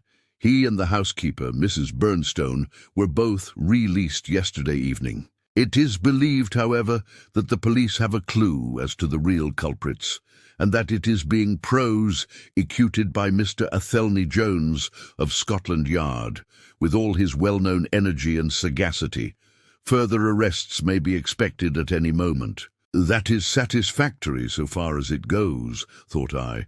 "Friend Sholto is safe at any rate. I wonder what the fresh clue may be, though it seems to be a stereotyped form whenever the police have made a blunder." I tossed the paper down upon the table, but at that moment my eye caught an advertisement in the agony column. It ran in this way: "Lost, whereas Mordecai Smith, boatman, and his son Jim left Smith's Wharf at or about 3 o'clock last Tuesday morning in the steam launch Aurora, black with 2 red stripes, funnel black with a white band. The sum of £5 will be paid to anyone who can give information to Mrs. Smith at Smith's Wharf or at 221B Baker Street as to the whereabouts of the said Mordecai Smith and the launch Aurora." This was clearly Holmes's doing. The Baker Street address was enough to prove that. It struck me as rather ingenious, because it might be read by the fugitives without their seeing in it more than the natural anxiety of a wife for her missing husband. It was a long day. Every time that a knock came to the door, or a sharp step Passed in the street, I imagined that it was either Holmes returning or an answer to his advertisement. I tried to read, but my thoughts would wander off to our strange quest and to the ill-assorted and villainous pair whom we were pursuing. Could there be, I wondered, some radical flaw in my companion's reasoning? Might he be suffering from some huge self-deception? Was it not possible that his nimble and speculative mind had built up this wild theory upon faulty premises? I had never known him to be wrong, and yet the keenest reasoner may occasionally be deceived. He was likely, I thought, to fall into error through the over-refinement of his logic, his preference for a subtle and bizarre explanation when a plainer and more commonplace one lay ready to his hand. Yet, on the other hand, I had myself seen the evidence, and I had heard the reasons for his deductions. When I looked back on the long chain of curious circumstances, many of them trivial in themselves but all tending in the same direction, I could not disguise from myself that even if Holmes's explanation were incorrect, the true theory must be equally outre and startling. At 3 o'clock in the afternoon, there was a loud peal at the bell, an authoritative voice in the hall, and to my surprise, no less a person than Mr. Athelney Jones was shown up to me. Very different was he, however, from the brusque and masterful professor of common sense who had taken over the case so confidently at Upper Norwood. His expression was downcast, and his bearing meek and even apologetic. "Good day, sir, good day," said he. "Mr. Sherlock Holmes is out, I understand." "Yes, and I cannot be sure when he will be back, but perhaps you would care to wait. Take that chair and try one of these cigars." "Thank you. I don't mind if I do," said he, mopping his face with a red bandana handkerchief. "And a whiskey and soda?" "Well, half a glass. It is very hot for the time of year, and I have had a good deal to worry and try me. You know my theory." "About this Norwood case?" "I remember that you expressed one." "Well, I have been obliged to reconsider it. I had my net drawn tightly round Mr. Sholto, sir, when Poppy went through a hole in the middle of it. He was able to prove an alibi which could not be shaken. From the time that he left his brother's room, he was never out of sight of someone or other. So it could not be he who climbed over roofs and through trapdoors. It's a very dark case, and my professional credit is at stake. I should be very glad of a little assistance." "We all need help sometimes," said I. "Your friend Mr. Sherlock Holmes is a wonderful man, sir," said he, in a husky and confidential voice. "He's a man who is not to be beat. I have known that young Mango into a good many cases, but I never saw the case yet that he could not throw a light upon. He's irregular in his methods, and a little quick perhaps in jumping at theories, but on the whole I think he would have made a most promising officer, and I don't care who knows it. I have had a wire from him this morning, by which I understand that he has got some clue to this Sholto business. Here is the message." He took the telegram out of his pocket and handed it to me. It was dated from Poplar at 12 o'clock. "Go to Baker Street at once," it said. "If I have not returned, wait for me. I am close on the track of the Sholto gang. You can come with us tonight if you want to be in at the finish." This sounds well. He has evidently picked up the scent again, said I. "Ah, then he has been at fault too," exclaimed Jones with evident satisfaction. "Even the best of us are thrown off sometimes. Of course this may prove to be a false alarm, but it is my duty as an officer of the law to allow no chance to slip. But there is someone at the door. Perhaps this is he." A heavy step was heard, ascending the stair, with a great wheezing and rattling, as from a man who was sorely put to it for breath. Once or twice he stopped, as though the climb were too much for him, but at last he made his way to our door and entered. His appearance corresponded to the sounds which we had heard. He was an Agadman, clad in seafaring garb, with an old pea-jacket, but toned up to his throat. His back was bowed, his knees were shaky, and his breathing was painfully asthmatic. As he leaned upon a thick oaken cudgel, his shoulders heaved in the effort to draw the air into his lungs. He had a coloured scarf round his chin, and I could see little of his face save a pair of keen dark eyes overhung by bushy white brows and long grey side whiskers. Altogether he gave me the impression of a respectable master mariner who had fallen into years and poverty. "What is it, my man?" I asked. He looked about him in the slow, methodical fashion of old age. "Is Mr. Sherlock Holmes here?" said he. "No, but I am acting for him. You can tell me any message you have for him." "It was to him himself I was to tell it," said he, "but I tell you that I am acting for him." "Was it about Mordecai Smith's boat?" "Yes, I knows well where it is, and I knows where the men he is after are, and I knows where the treasure is. I knows all about it." "Then tell me, and I shall let him know." "It was to him I was to tell it," he repeated, with the petulant obstinacy of a very old man. "Well, you must wait for him." No, I ain't going to lose a whole day to please no one. If Mr. Holmes ain't here, then Mr. Holmes must find it all out for himself. I don't care about the look of either of you, and I won't tell a word." He shuffled towards the door, but Athelney Jones got in front of him. "Wait a bit, my friend," said he. "You have important information, and you must not walk off. We shall keep you, whether you like or not, until our friend returns." The old man made a little run towards the door, but, as Athelney Jones put his broad back up against it, he recognized the uselessness of resistance. "Pretty sort of treatment this," he cried, stamping his stick. "I come here to see a gentleman, and you two, who I never saw in my life, seize me and treat me in this fashion." "You will be none the worse," I said. "We shall recompense you for the loss of your time. Sit over here on the sofa, and you will not have long to wait." He came across sullenly enough and seated himself with his face resting on his hands. Jones and I resumed our cigars and our talk.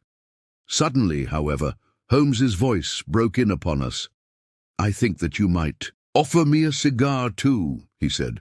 We both started in our chairs. There was Holmes sitting close to us, with an air of quiet amusement. "Holmes," I exclaimed, "you here?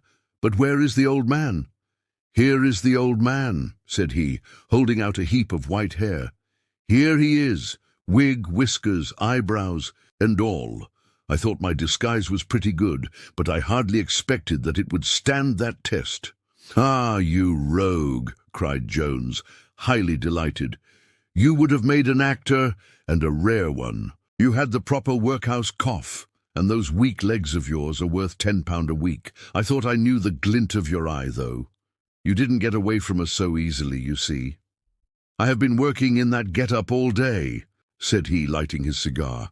"You see, a good many of the criminal classes begin to know me, especially since our friend here took to publishing some of my cases, so I can only go on the warpath under some simple disguise like this. You got my wire?" "Yes, that was what brought me here. How has your case prospered? It has all come to nothing. I have had to release 2 of my prisoners, and there is no evidence against the other 2. "Never mind. We shall give you 2 others in the place of them, but you must put yourself under my orders. You are welcome to all the official credit, but you must act on the line that I point out. Is that agreed?" "Entirely, if you will help me to the men." "Well then, in the first place I shall want a fast police boat, a steam launch, to be at the Westminster Stairs at 7 o'clock. That is easily managed. There is always one about there, but I can step across the road and telephone to make sure. Then I shall want 2 stanch men, in case of resistance. There will be 2 or 3 in the boat. What else? When we secure the men, we shall get the tray ashore. I think that it would be a pleasure to my friend here to take the box round. To the young lady to whom half of it rightfully belongs, let her be the first to open it. Watson? It would be a great pleasure to me." "Rather an irregular proceeding," said Jones, shaking his head. "However, the whole thing is irregular, and I suppose we must wink at it. The treasure must afterwards be handed over to the authorities until after the official investigation." "Certainly. That is easily managed. One other point, I should much like to have a few details about this matter from the lips of Jonathan Small himself. You know I like to work the detail of my cases out. There is no objection to my having an unofficial interview with him, either here in my rooms or elsewhere, as long as he is efficiently guarded. Well, you are master of the situation. I have had no proof yet of the existence of this Jonathan Small. However, if you can catch him, I don't see how I can refuse you an interview with him. That is understood, then? Perfectly. Is there anything else? Only that. I insist upon your dining with us. It will be ready in half an hour. I have oysters and a brace of grouse, with something a little choice in white wines. Watson, you have never yet recognized my merits as a housekeeper. Winwood Reade is good upon the subject, said Holmes. He remarks that while the individual man is an insoluble puzzle, in the aggregate he becomes a mathematical certainty. You can, for example, never foretell what any one man will do, but you can say with precision what an average number will be up to. Individuals vary, but percentages remain constant, so says the statistician. But do I see a handkerchief? Surely there is a white F Lutter over yonder. Yes, it is your boy, I cried. I can see him plainly. And there is the Aurora, exclaimed Holmes, and going like the devil, full speed ahead, engineer. Make after that launch with the yellow light. By heaven, I shall never forgive myself if she proves to have the heels of us. She had slipped unseen through the yard entrance and passed behind 2 or 3 small craft, so that she had fairly got her speed up before we saw her. Now she was flying down the stream, near into the shore, going at a tremendous rate. Jones looked gravely at her and shook his head. She is very fast, he said. I doubt if we shall catch her. We must catch her, cried Holmes between his teeth. Heap it on, stokers. Make her do all she can. If we burn the boat, we must have them. We were fairly after her now. The furnaces roared and the powerful engines whizzed and clanked like a great metallic heart. Her sharp, steep prow cut through the river water and sent 2 rolling waves to right and to left of us. With every throb of the engines we sprang and quivered like a living thing. One great yellow lantern in our bows threw a long, flickering funnel of light in front of us.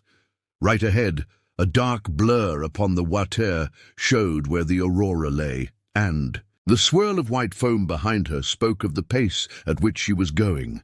We flashed past barges, steamers, merchant vessels, in and out, behind this one and round the other. Voices hailed us out of the darkness, but still the Aurora thundered on, and still we followed close upon her track. "Pile it on, men, pile it on," cried Holmes, looking down into the engine room, while the fierce glow from below beat upon his eager, aquiline face. "Get every pound of steam you can. I think we gain a little," said Jones, with his eyes on Thea Aurora. "I am sure of it," said I. "We shall be up with her in a very few minutes." At that moment, however, as our evil fate would have it, a tug with 3 barges in tow blundered in between us. It was only by putting our helm hard down that we avoided a collision, and before we could round them and recover our way, the Aurora had gained a good 200 yards. She was still, however, well in view, and the murky, uncertain twilight was setting into a clear, starlit night. Our boilers were strained to their utmost, and the frail shell vibrated and creaked with the fof. Energy which was driving us along. We had shot through the pool, past the West India docks, down the long Deptford Reach, and up again at rounding the Isle of Dogs. The dull blur in front of us resolved itself now clearly enough into the dainty Aurora. Jones turned our searchlight upon her, so that we could plainly see the figures upon her deck. One man sat by the stern, with something black between his knees over which he stooped. Beside him lay a dark mass, which looked like a Newfoundland dog. The boy held the tiller, while against the red glare of the furnace I could see old Smith, stripped to the waist, and shovel ling coals for dear life. They may have had some doubt at first as to whether we were really pursuing them, but now, as we followed every winding and turning which they took, There could no longer be any question about it. At Greenwich, we were about 300 paces behind them.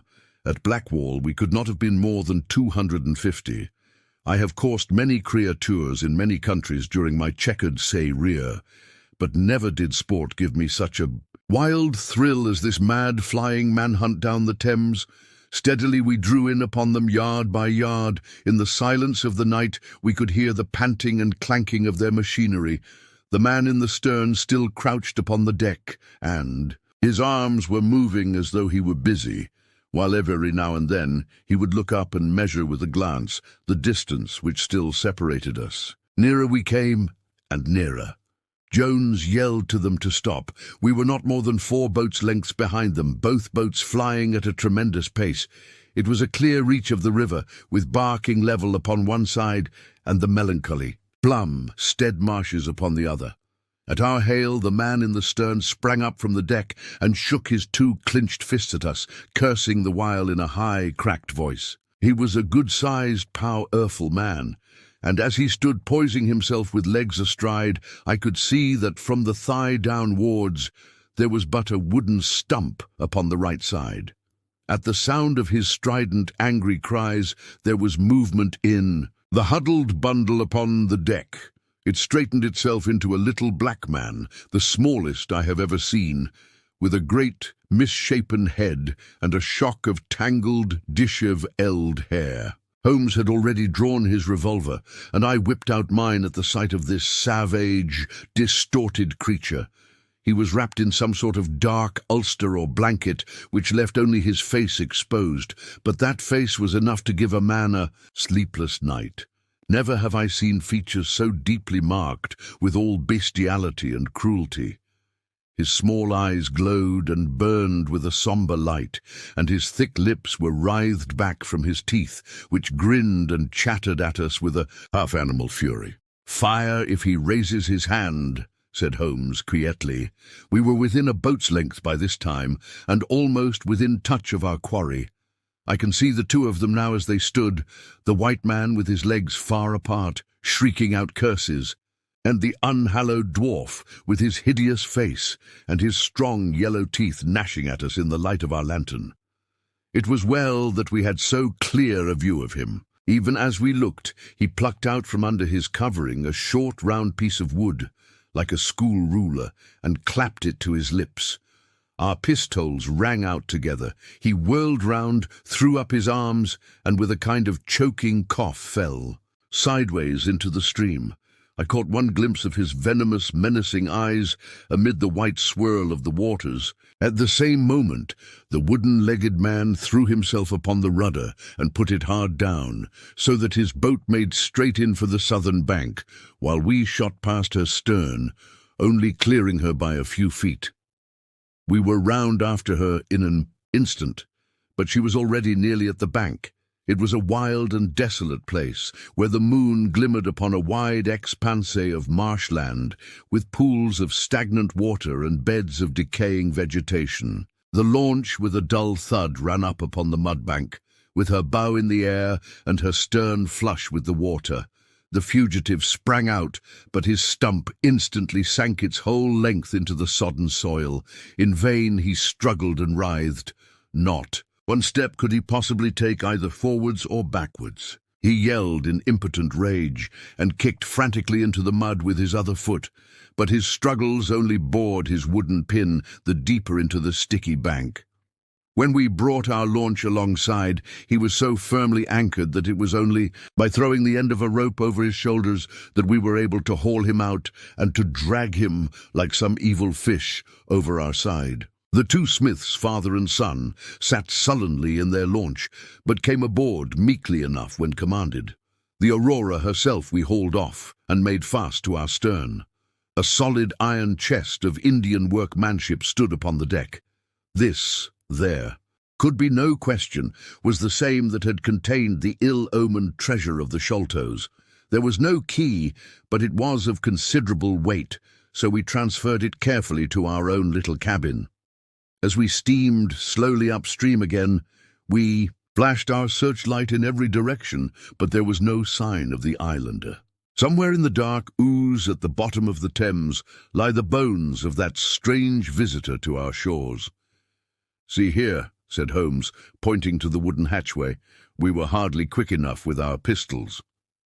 There, sure enough, just behind where we had been standing, stuck one of those murderous darts which we knew so well. It must have whizzed between us at the instant that we fired. Holmes smiled at it and shrugged his shoulders in his easy fashion, but I confess that it turned me sick to think of the horrible death which had passed so close to us that night. Chapter 11. The Great Agra Treasure. Our captive sat in the cabin opposite to the iron box, which he had done so much and waited so long to gain. He was a sunburned, reckless-eyed fellow, with a network of lines and wrinkles all over his mahogany features, which told of a hard, open-air life. There was a singular prominence about his bearded chin, which marked a man who was not to be easily turned from his purpose. His age may have been 50 or thereabouts, for his black curly hair was thickly shot with grey. His face in repose was not an unpleasing one, though his heavy brows and aggressive chin gave him, as I had lately seen, a terrible expression when moved to anger. He sat now with his handcuffed hands upon his lap, and his head sunk upon his breast, while he looked with his keen, twinkling eyes at the box which had been the cause of his ill-doings. It seemed to me that there was more sorrow than anger in his rigid and contained countenance. Once he looked up at me, with a gleam of something like humour in his eyes. "Well, Jonathan Small," said Holmes, lighting a cigar, "I am sorry that it has come to this." "And so am I, sir," he answered frankly. "I don't believe that I can swing over the job. I give you my word on the book that I never raised hand against Mr. Sholto. It was that little hellhound Tonga who shot one of his cursed darts into him. I had no part in it, sir. I was as grieved as if it had been my blood relation. I welted the little devil with the slack end of the rope for it, but it was done, and I could not undo it again." "Have a cigar," said Holmes, "and you had best take a pull out of my flask, for you are very wet. How could you expect so small and weak a man as this black fellow to overpower Mr. Sholto and hold him while you were climbing the rope?" "You seem to know as much about it as if you were there, sir. The truth is that I hoped to find the room clear. I knew the habits of the house pretty well, and it was the time when Mr. Sholto usually went down to his supper. I shall make no secret of the business. The best defence that I can make is just the simple truth. Now, if it had been the old Major, I would have swung for him with a light heart. I would have thought no more of knifing him than of smoking this cigar. But it's cursed hard that I should be lagged over this young Sholto with whom I had no quarrel whatever. You are under the charge of Mr. Athelney Jones of Scotland Yard. He's going to bring you up to my rooms, and I shall ask you for a true account of the matter. You must make a clean breast of it, for if you do, I hope that I may be of use to you. I think I can prove that the poison acts so quickly that the man was dead before ever you reached the room." "That he was, sir. I never got such a turn in my life as when I saw him grinning at me with his head on his shoulder as I climbed through the window. It fairly shook me, sir. I'd have half killed Tonga for it if he had not scrambled off. That was how he came, to leave his club, and some of his darts too, as he tells me, which I dare say helped to put you on our track, though how you kept on it is more than I can tell. I don't feel no malice against you for it, but it does seem a queer thing," he added with a bitter smile, "that I, who have a fair claim to nigh upon $500,000 of money, should spend the first half of my life building a breakwater in the Andamans, and am like to spend the other, half digging drains at Dartmoor. It was an evil day for me when first I clapped eyes upon the merchant Ahmet and had to do with the Agra treasure, which never brought anything but a curse yet upon the man who owned it. To him it brought murder. To Major Sholto it brought fear and guilt. To me it has meant slavery for life." At this moment Athelney Jones thrust his broad face and heavy shoulders into the tiny cabin. "Quite a family party," he remarked. "I think I shall have a pull at that flask, Holmes. Well, I think we may all congratulate each other. Pity we didn't take the other alive. But there was no choice. I say, Holmes, you must confess that you cut it rather fine. It was all we could do to overhaul her. All is well that ends well, said Holmes, but I certainly did not know that the Aurora was such a clipper. Smith says she is one of the fastest launches on the river, and that if he had had another man to help him with the engines, we should never have caught her. He swears he knew nothing of this Norwood business. Neither he did, cried our prisoner, not a word. I chose his launch because I heard that she was a flyer. We told him nothing, but we paid him well, and he was to get something handsome if we reached our vessel, the Esmeralda, at Gravesend, outward bound for the Brazils. Well, if he has done no wrong, we shall see that no wrong comes to him. If we are pretty quick in catching our men, we are not so quick in condemning them. It was amusing to notice how the consequential Jones was already beginning to give himself airs on the strength of the capture. From the slight smile which played over Sherlock Holmes's face, I could see that the speech had not been lost upon him. "We will be at Vauxhall Bridge presently," said Jones, "and shall land you, Dr. Watson, with the treasure box. I need hardly tell you that I am taking a very grave responsibility upon myself in doing this. It is most irregular, but of course an agreement is an agreement. I must, however, as a matter of duty, send an inspector with you, since you have so valuable a charge. You will drive, no doubt?" "Yes, I shall drive." "It is a pity there is no key, that we may make an inventory first." "You will have to break it open. Where is the key, my man?" "At the bottom of the river," said Small shortly. There was no use your giving this unnecessary trouble. We have had work enough already through you. However, Doctor, I need not warn you to be careful. Bring the box back with you to the Baker Street rooms. You will find us there on our way to the station." They landed me at Vauxhall with my heavy iron box and with a bluff, genial inspector as my companion. A quarter of an hour's drive brought us to Mrs. Cecil Forrester's. The servant seemed surprised at so late a visitor. Mrs. Cecil Forrester was out for the evening, she explained, and likely to be very late. Miss Morstan, however, was in the drawing-room. So to the drawing-room I went, box in hand, leaving the obliging inspector in the cab. She was seated by the open window, dressed in some sort of white, diaphanous material, with a little touch of scarlet at the neck and waist. The soft light of a shaded lamp fell upon her as she leaned back in the basket chair, playing over her sweet, grave face and tinting with a dull, metal-lick sparkle the rich coils of her luxuriant hair. One white arm and hand drooped over the side of the chair, and her whole pose and figure spoke of an absorbing melancholy. At the sound of my footfall, she sprang to her feet, however, and a bright flush of surprise and of pleasure coloured her pale cheeks. "I heard a cab drive up," she said. "I thought that Mrs. Forrester had come back very early, but I never dreamed that it might be you. What news have you brought me?" "I have brought something better than news," said I, putting down the box upon the table and speaking jovially and boisterously, though my heart was heavy within me. "I have brought you something which is worth all the news in the world. I have brought you a fortune." She glanced at Iron Box. "Is that the treasure, then?" she asked, coolly enough. "Yes, this is the great Agra treasure. Half of it is yours, and half is Thaddeus Sholto's. You will have a couple of 100,000 each. Think of that. An annuity of £10,000. There will be few richer young ladies in England. Is it not glorious?" I think that I must have been rather overacting my delight, and that she detected a hollow ring in my congratulations, for I saw her eyebrows rise a little, and she glanced at me curiously. "If I have it," said she, "I owe it to you." "No, no," I answered, "not to me, but to my friend Sherlock Holmes.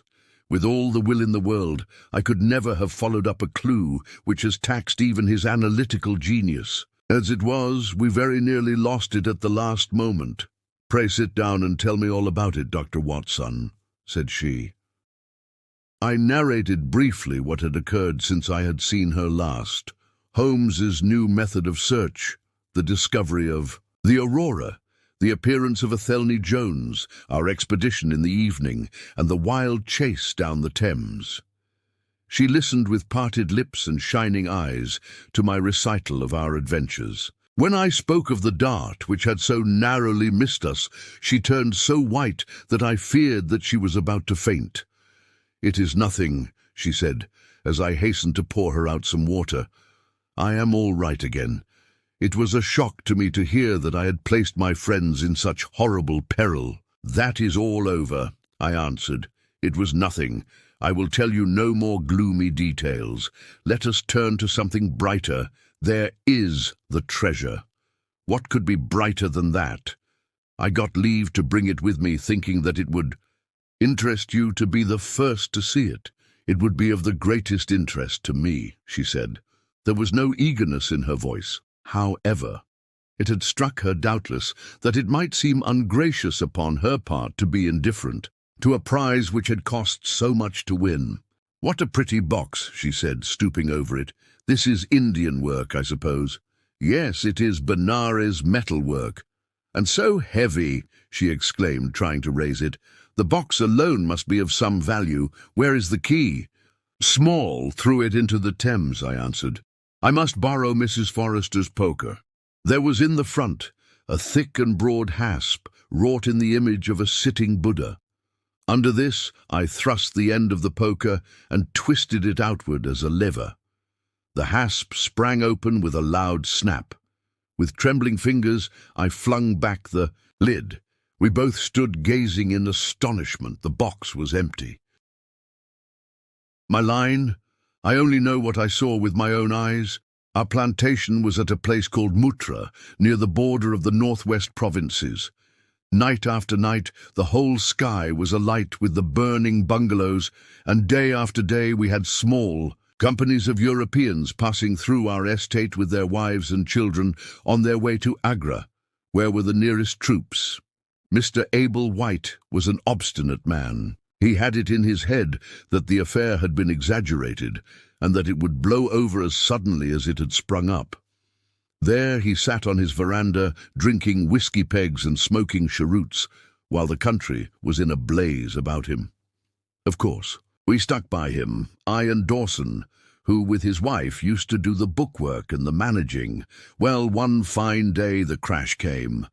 I had been away on a distant plantation, and was riding slowly home in the evening, when my eye fell upon something, all huddled together at the bottom of a steep nullah. I rode down to see what it was, and the cold struck through my heart when I found it was Dawson's wife, all cut into ribbons, and half-eaten by jackals and native dogs. A little further up the road, Dawson himself was lying on his face, quite dead, with an empty revolver in his hand, and 4 sepoys lying across each other in front of him. I reined up my horse, wondering which way I should turn, but at that moment I saw thick smoke curling up from Abel White's bungalow, and the flames beginning to burst through the roof. I knew then that I could do my employer no good, but would only throw my own life away if I meddled in the matter. From where I stood, I could see hundreds of the black F-irons, with their red coats still on their backs, dancing and howling round the burning house. Some of them pointed at me, and a couple of bullets sang past my head. So I broke away across the paddy fields, and found myself late at night safe within the walls at Agra. As it proved, however, there was no great safety there either. The whole country was up like a swarm of bees, wherever the English could collect in little bands. They held just the ground that their guns commanded. Everywhere else they were helpless fugitives.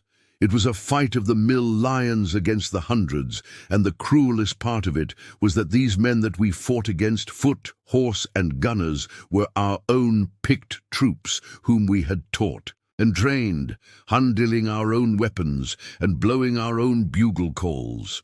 At Agra there were the 3D Bengal Fusiliers, some Sikhs, 2 troops of horse, and a battery of artillery.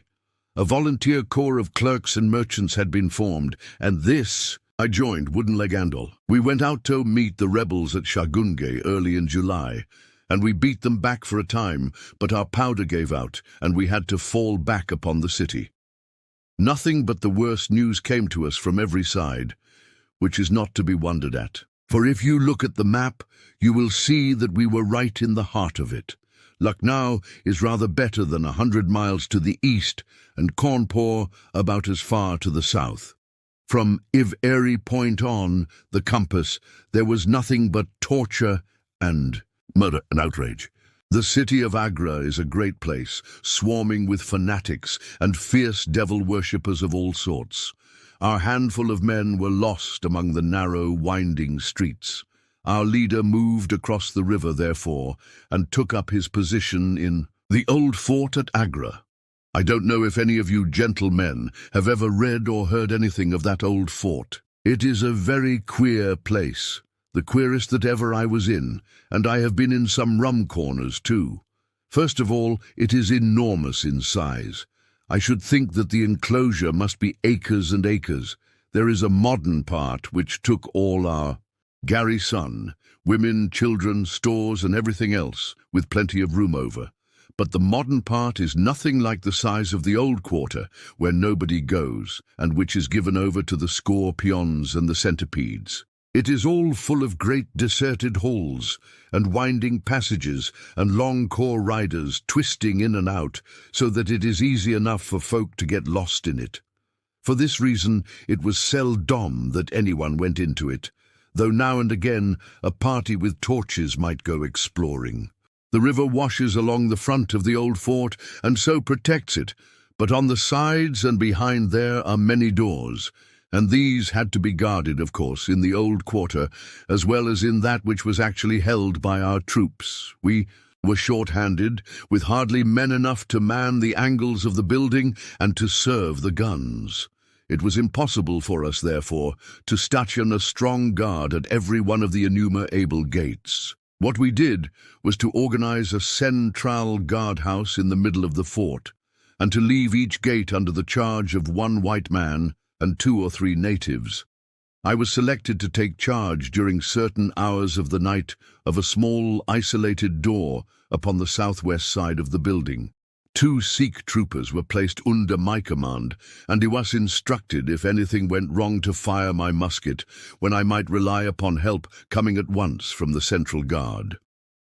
As the guard was a good 200 paces away, however, and as the space between was cut up into a labyrinth of passages and corridors, I had great doubts as to whether they could arrive in time to be of any use in case of an actual attack. Well, I was pretty proud at having this small command given me, since I was a raw recruit, and a game-legged one at that. For 2 nights I kept the watch with my Punjabis. They were tall, fierce-looking chaps, Mahomet Singh and Abdullah Khan by name, both old fighting men who had borne arms against us at Chilianwala. They could talk English pretty well, but I could get little out of them. They preferred to stand together and jabber all night in their queer Sikh lingo.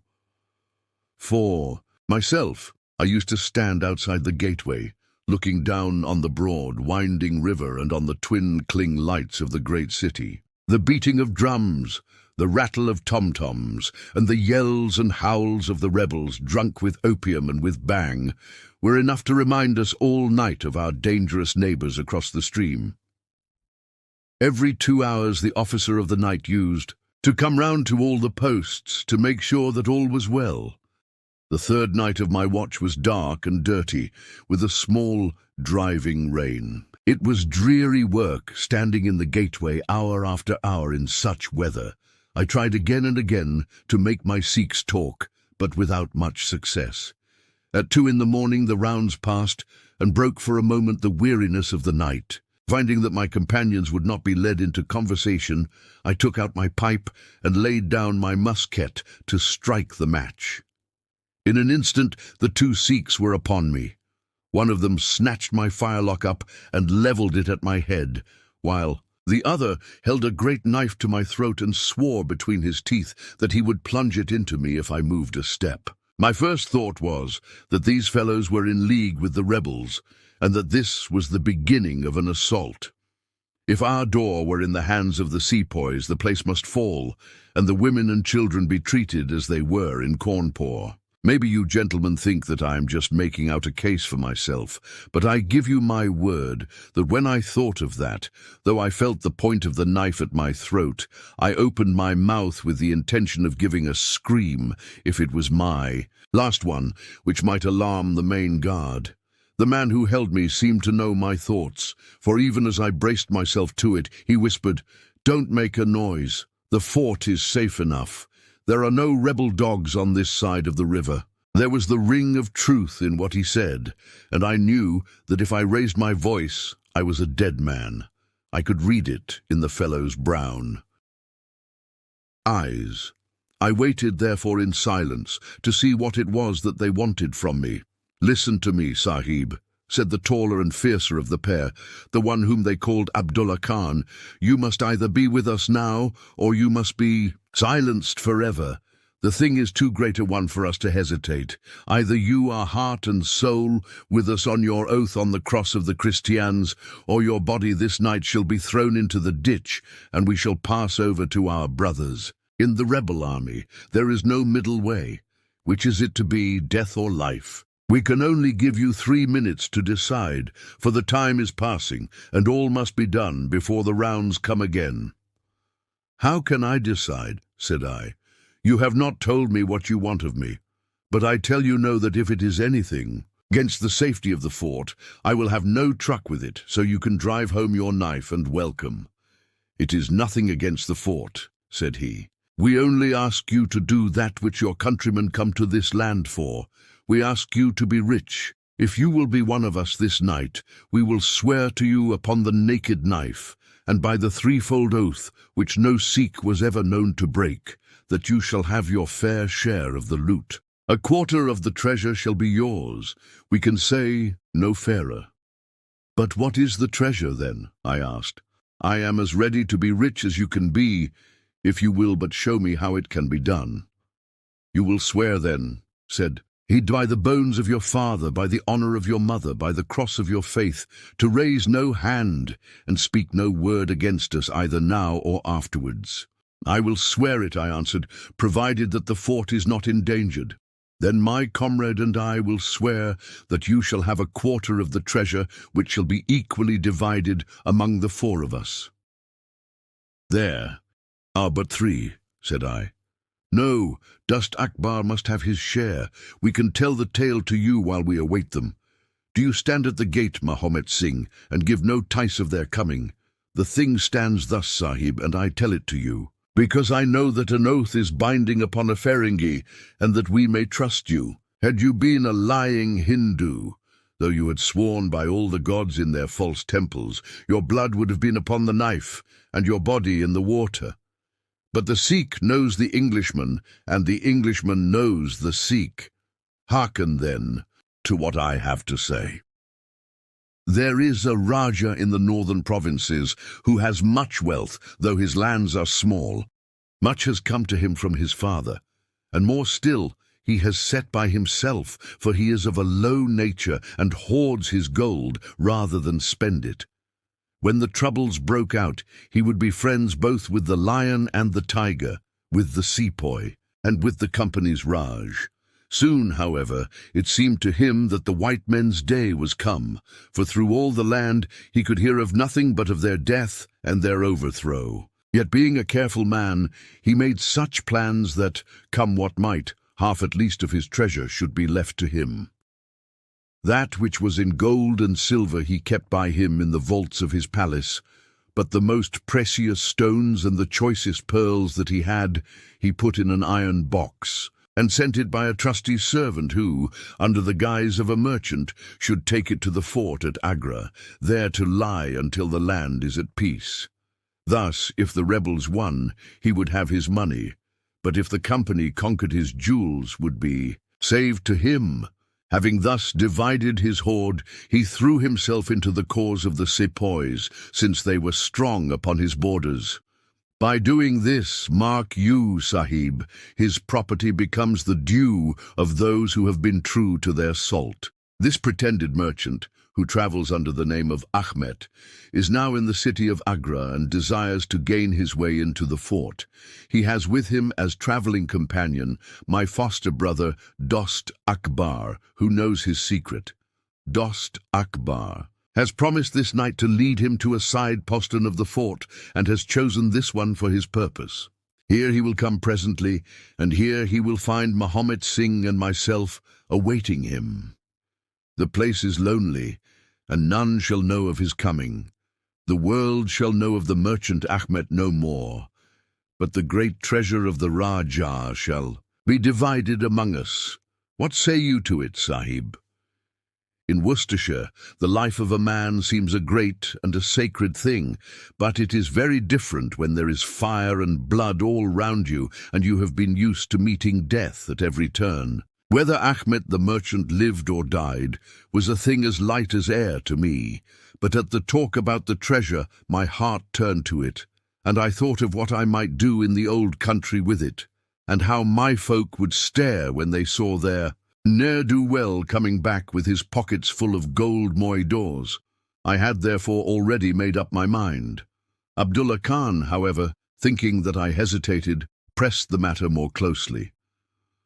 "Consider, Sahib," said he, "that if this man is taken by the commandant, he will be hung or shot, and his jewels taken by the government, so that no man will bear a pea the better for them. Now, since we do the taking of him, why should we not do the rest as well? The jewels will be as well with us as in the company's coffers. There will be enough to make every one of us rich men and great chiefs. Nooni can know about the matter, for here we are cut off from all men. What could be better for the purpose? Say again then, Sahib, whether you are with us, or if we must look upon you as an enemy." "I am with you heart and soul," said I. "It is well," he answered, handing me back my firelock. "You see that we trust you, for your word, like ours, is not to be broken. We have now only to wait for my brother and the merchant." "Does your brother know, then, of what you will do?" I asked. "The plan is his. He has devised it. We will go to the gate and share the watch with Mohammed Singh." The rain was still falling steadily, for it was just the beginning of the wet season. Brown, heavy clouds were drifting across the sky, and it was hard to see more than a stone cast. A deep moat lay in front of our door, but the water was in places nearly dried up, and it could easily be crossed. It was strange to me to be standing there with those two wild Punjabis, waiting for the man who was coming to his death. Suddenly my eye caught the glint of a shaded lantern at the other side of the moat. It vanished among the mound heaps, and then appeared again, coming slowly in our direction. "Here they are!" I exclaimed. "You will challenge him, Sahib, as usual," whispered Abdullah.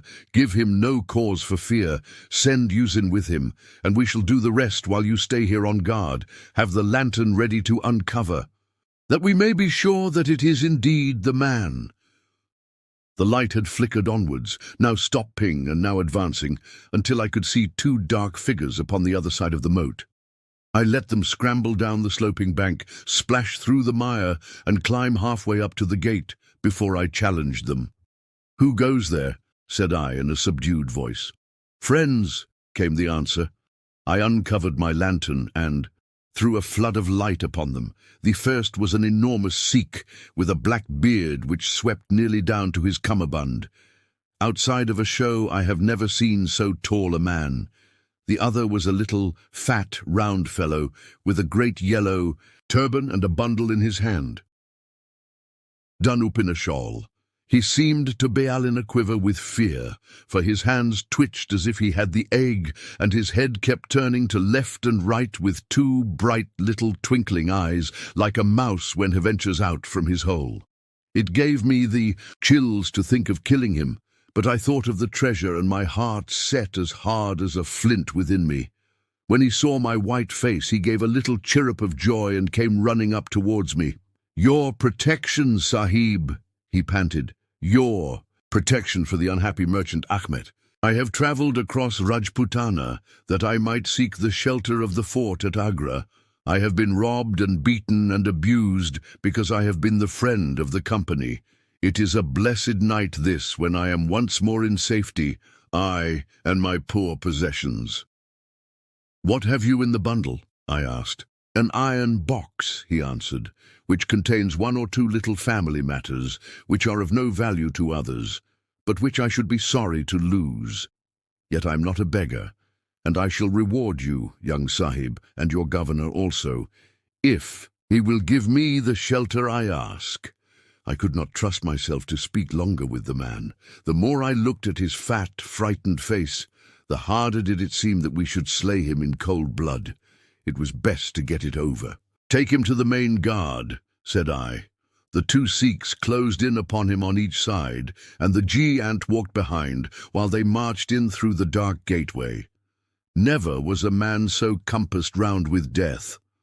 I remained at the gateway. With the lantern, I could hear the measured tramp of their footsteps sounding through the lonely corridors. Suddenly it ceased, and I heard voices and a scuffle with the sound of blows.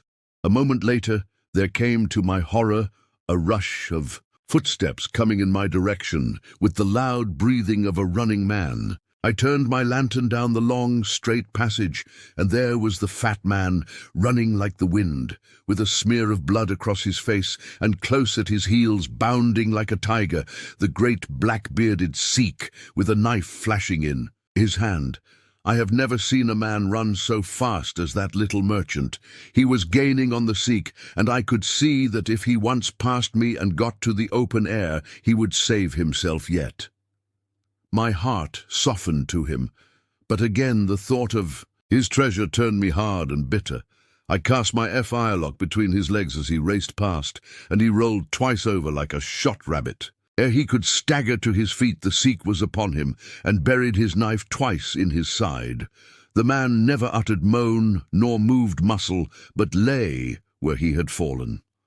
I think myself that he may have broken his neck with the fall. You see, gentlemen, that I am keeping my promise. I'm telling you every work of the business, just exactly as it happened, whether it is in my favor or not." He stopped and held out his manacled hands for the whiskey and water which Holmes had brewed for him. For myself, I confess that I had now conceived the utmost horror of the man, not only for this cold-blooded business in which he had been concerned, but even more for the somewhat flippant and careless way in which he narrated it. Whatever punishment was in store for him, I felt that he might expect no sympathy from me. Sherlock Holmes and Jones sat with their hands upon their knees, deeply interested in the story, but with the same disgust written upon their faces. He may have observed it, for there was a touch of defiance in his voice and manner as he proceeded. "It was all very bad, no doubt," said he. "I should like to know how many fellows in my shoes would have refused a share of this loot when they knew that they would have their throats cut for their pains. Besides, it was my life or his when once he was in the fort. If he had got out, the whole business would come to light, and I should have been court-martialed and shot as likely as not, for people were not very lenient at a time like that." "Go on with your story," said Holmes shortly. "Well, we carried him in, Abdullah, Akbar and I. A fine weight he was too, for all that he was so short. Mahomet Singh was left to guard the door. We took him to a place which the Sikhs had already prepared. It was some distance off, where a winding passage leads to a great empty hall, the brick walls of which were all crumbling to pieces. The earth floor had sunk in at one place, making a natural grave, so we left Ahmet the merchant there, having first covered him over with loose bricks. This done, we all went back to the treasure. It lay where he had dropped it when he was first attacked. The box was the same which now lies open upon your table. A key was hung by a silken cord to that carved handle upon the top. We opened it, and the light of the lantern gleamed upon a collection of gems, such as I have read of and thought about when I was a little lad at Pershore. It was blinding to look upon them. When we had feasted our eyes, we took them all out and made a list of them. There were 143 diamonds of the first water, including one which has been called, I believe, the Great Mogul, and is said to be the second largest stone in existence. Then there were 97 various emeralds and 170 rubies, some of which, however, were small. There were 40 carbuncles, 210 sapphires, 61 agates, and a great quantity of beryls, onyxes, cat's eyes, turquoises, and other stones, the very names of which I did not know at the time, though I have become more familiar with them since. Besides this, there were nearly 300 very fine pearls, 12 of which were set in a gold coronet. By the way, these last had been taken out of the chest and were not there when I recovered it.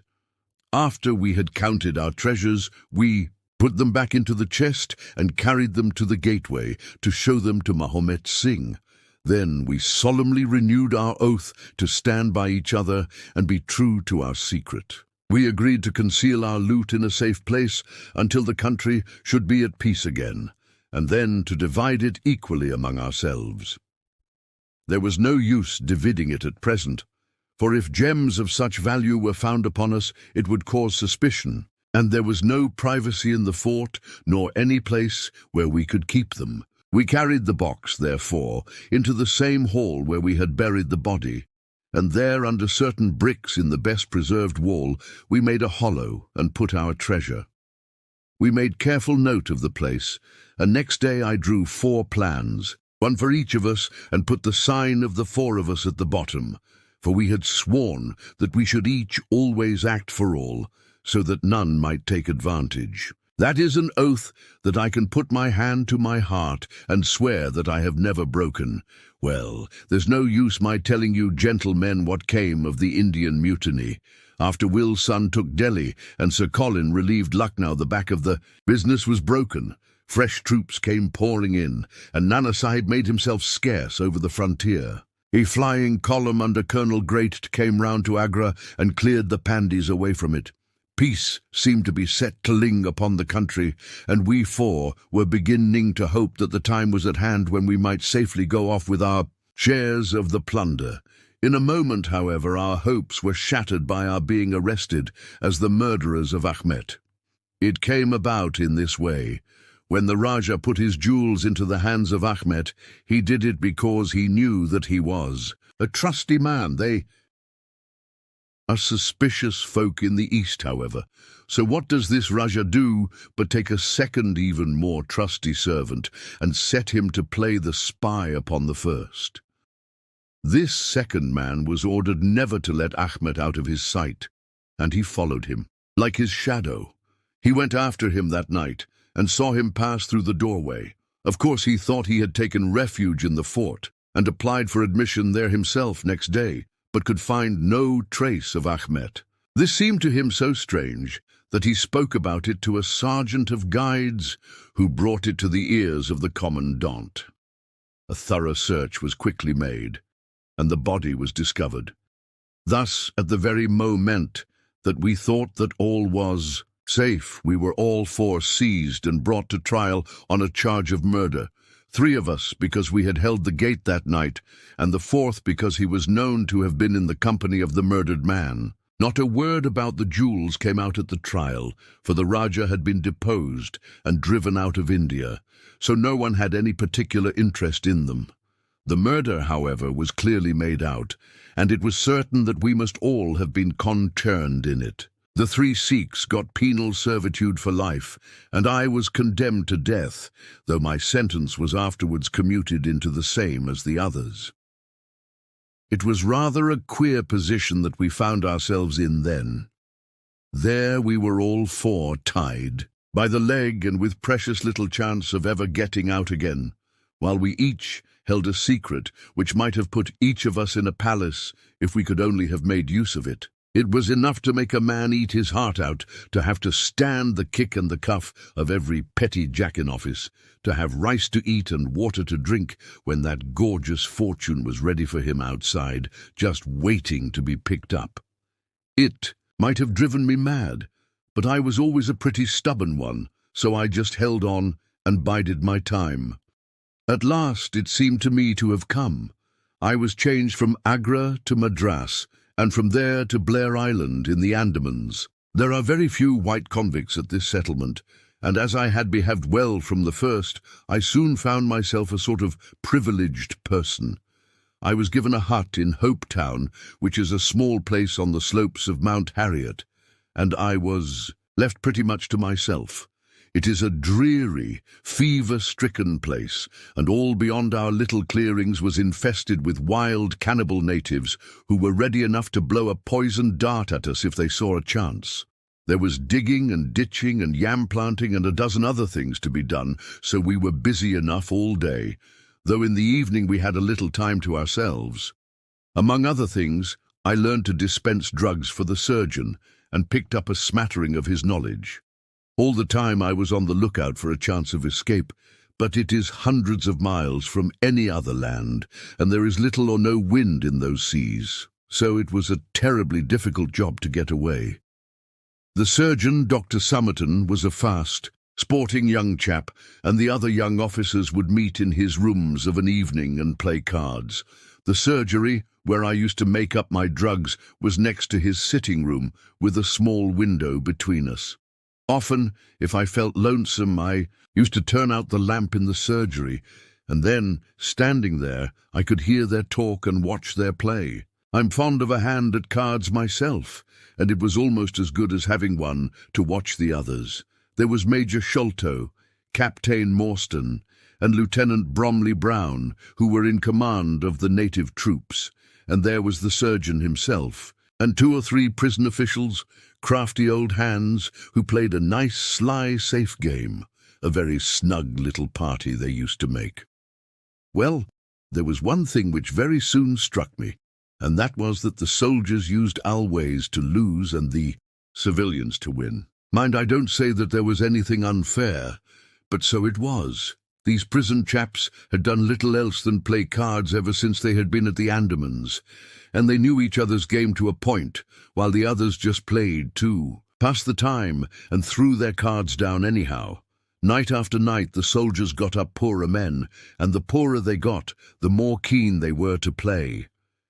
Major Sholto was the hardest hit. He used to pay in notes and gold at first, but soon it came to notes of hand and for big sums. He sometimes would win for a few deals, just to give him heart, and then the luck would set in against him worse than ever. All day he would wander about as black as thunder, and he took to drinking a deal more than was good for him. One night, he lost even more heavily than usual. I was sitting in my hut when he and Captain Morstan came stumbling along on the way to their quarters. They were bosom friends, those two, and never far apart. The Major was raving about his losses. "It's all up, Morstan," he was saying as they passed my hut. "I shall have to send in my papers. I am a ruined man." "Nonsense, old chap," said the other, slapping him upon the shoulder. "I've had a nasty facer myself, but—" That was all I could hear, but it was enough to set me thinking. A couple of days later, Major Sholto was strolling on the beach, so I took the chance of speaking to him. "I wish to have your advice, Major," said I. "Well, Small, what is it?" he asked, taking his cheroot from his lips.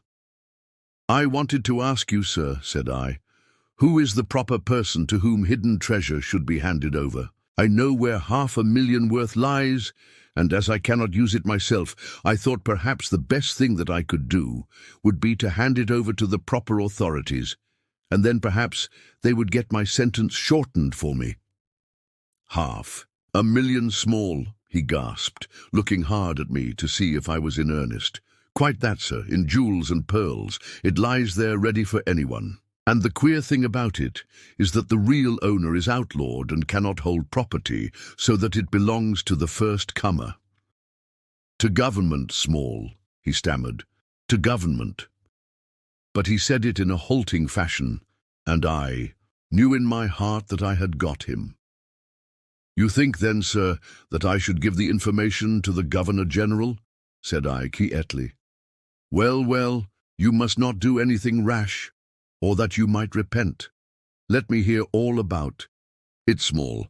Give me the facts." I told him the whole story with small changes so that he could not identify the places. When I had finished, he stood stock still and full of thought. I could see by the twitch of his lip that there was a struggle going on within him. "This is a very important matter, Small," he said at last. "You must not say a word to anyone about it, and I shall see you again soon." 2 nights later, he and his friend, Captain Morstan, came to my hut in the dead of the night with a lantern. "I want you just to let Captain Morstan hear that story from your own lips." "Small," said he. "I repeated it as I had told it before." "It rings true, eh?" said he. "It's good enough to act upon?" Captain Morstan nodded. "Look here, Small," said the Major. "We have been talking it over, my friend here and I, and we have come to the conclusion that this secret of yours is hardly a government matter after all, but is a private concern of your own, which, of course, you have the power of disposing of as you think best. Now the question is, what price would you ask for it? We might be inclined to take it up and at least look into it, if we could agree as to terms." He tried to speak in a cool, careless way, but his eyes were shining with excitement and greed. "Why, as to that, gentlemen," I answered, trying also to be cool, but feeling as excited as he did, "there is only one bargain which a man in my position can make. I shall want you to help me to my freedom, and to help my 3 companions to theirs. We shall then take you into partnership, and give you a 5th share to divide between you." Said he. "A 5th share? That is not very tempting." "It would come to 50,000 apiece," said I. "But how can we gain your freedom? You know very well that you ask an impossibility." "Nothing of the sort," I answered. "I have thought it all out to the last detail. The only bar to our escape is that we can get no boat fit for the voyage, and no provisions to last us for so long a time. There are plenty of little yachts and yawls at Calcutta or Madras which would serve our turn well. Do you bring one over? We shall engage to get aboard her by night, and if you will drop us on any part of the Indian coast, you will have done your part of the bargain."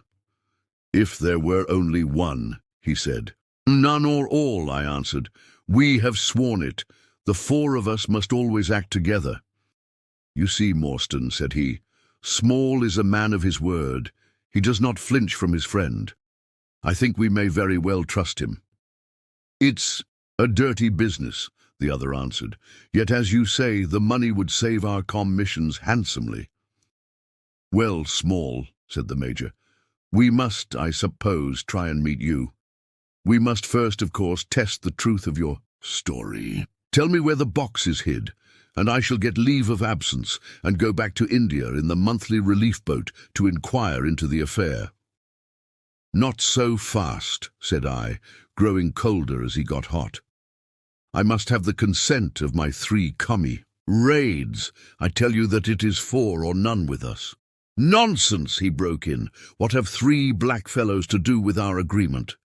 "A black or blue," said I. "They are in with me and we all go together." Well, the matter ended by a second meeting, at which Mahomet Singh, Abdullah Khan and Dost Akbar were all present. We talked the matter over again, and at last we came to an arrangement. We were to provide both the officers with charts of the part of the Agra fort and mark the place in the wall where the treasure was hid. Major Sholto was to go to India to test our story. If he found the box, he was to leave it there, to send out a small yacht provisioned for a voyage, which was to lie off Rutland Island, and to which we were to make our way, and finally to return to his duties. Captain Morstan was then to apply for leave of absence to meet us at Agra, and there we were to have a final division of the treasure, he taking the Major's share as well as his own. All this we sealed by the most solemn oaths that the mind could think or the lips utter. I sat up all night with paper and ink, and by the morning I had the 2 charts all ready, signed with the sign of 4, that is, of Abdullah, Akbar, Mahomet, and myself. Well, gentlemen, I weary you with my long story, and I know that my friend Mr. Jones is impatient to get me safely stowed in Chokey. I'll make it as short as I can. The villain Sholto went off to India, but he never came back. Again, Captain Morstan showed me his name among a list of passengers in one of the mailboats very shortly afterwards. His uncle had died, leaving him a fortune, and he had left the army, yet he could stoop to treat 5 men as he had treated us. Morstan went over to Agra shortly afterwards and found, as we expected, that the treasure was indeed gone. The scoundrel had stolen it all, without carrying out one of the conditions on which we had sold him the secret. From that day, I lived only for vengeance. I thought of it by day, and I nursed it by night. It became an overpowering, absorbing passion with me.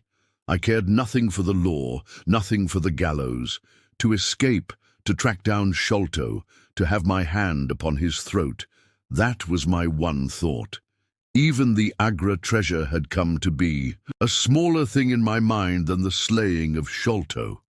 Well, I have set my mind on many things in this life, and never one which I did not carry out. But it was weary years before my time came. I have told you that I had picked up something of medicine. One day when Dr. Somerton was down with a fever, a little Andaman islander was up by a convict gang in the woods. He was sick to death and had gone to a lonely place to die. I took him in hand, though he was as venomous as a young snake, and after a couple of months I got him all right and able to walk. He took a kind of fancy to me then, and would hardly go back to his woods, but was always hanging about my hut. I learned a little of his lingo from him, and this made him all the fonder of me. Tonga, for that was his name, was a fine boatman, and owned a big, roomy canoe of his own. When he found that he was devoted to me and would do anything to serve me, I saw my chance of escape. I talked it over with him. He was to bring his boat round on a certain night to an old wharf which was never guarded, and there he was to pick me up. I gave him directions to have several gourds of water and a lot of yams, coconuts, and sweet potatoes. He was stanch and true, was little Tonga. No man ever had a more faithful mate. At the night named, he had his boat at the wharf. As it chanced, however, there was one of the convict guard down there, a vile Pathan who had never missed a chance of insulting and injuring me. I had always vowed vengeance, and now I had my chance. It was as if fate had placed him in my way that I might pay my debt before I left the island. He stood on the bank with his back to me and his carbine on his shoulder. I looked about for a stone to beat out his brains with, but none could I see. Then a queer thought came into my head and showed me where I could lay my hand on a weapon. I sat down in the darkness and unstrapped my wooden leg. With 3 long hops, I was on him. He put his carbine to his shoulder, but I struck him full and knocked the whole front of his skull in. You can see the split in the wood now, where I hit him. We both went down together, for I could not keep my balance. But when I got up, I found him still lying quiet enough. I made for the boat, and in an hour we were well out at sea. Tonga had brought all his earthly possessions with him, his arms and his gods. Among other things, he had a long bamboo spear and some Andaman coconut matting with which I make a sort of sail. For 10 days we were beating about, trusting to luck, and on the 11th we were picked up by a trader which was going from Singapore to Jeddah with a cargo of Malay pilgrims. They were a rum crowd, and Tonga and I soon managed to settle down among them. They had one very good quality. They let you alone and asked no questions. Well, if I were to tell you all the adventures that my little chum and I went through, you would not thank me, for I would have you here until the sun was shining. Here and there we drifted about the world, something always turning up to keep us from London. All the time, however, I never lost sight of my purpose. I would dream of Sholto at night. 100 times I have killed him in my sleep. At last, however, some 3 or 4 years ago, we found ourselves in England. I had no great difficulty in finding where Sholto lived, and I set to work to discover whether he had realized the treasure or if he still had it. I made friends with someone who could help me. I name no names, for I don't want to get any. one else in a hole, and I soon found that he still had the jewels. Then I tried to get at him in many ways, but he was pretty sly, and had always 2 prize-fighters besides his sons and his Khitmutgar on guard over him. One day, however, I got word that he was dying. I hurried at once to the garden, mad that he should slip out of my clutches like that, and looking through the window, I saw him lying in his bed, with his sons on each side of him.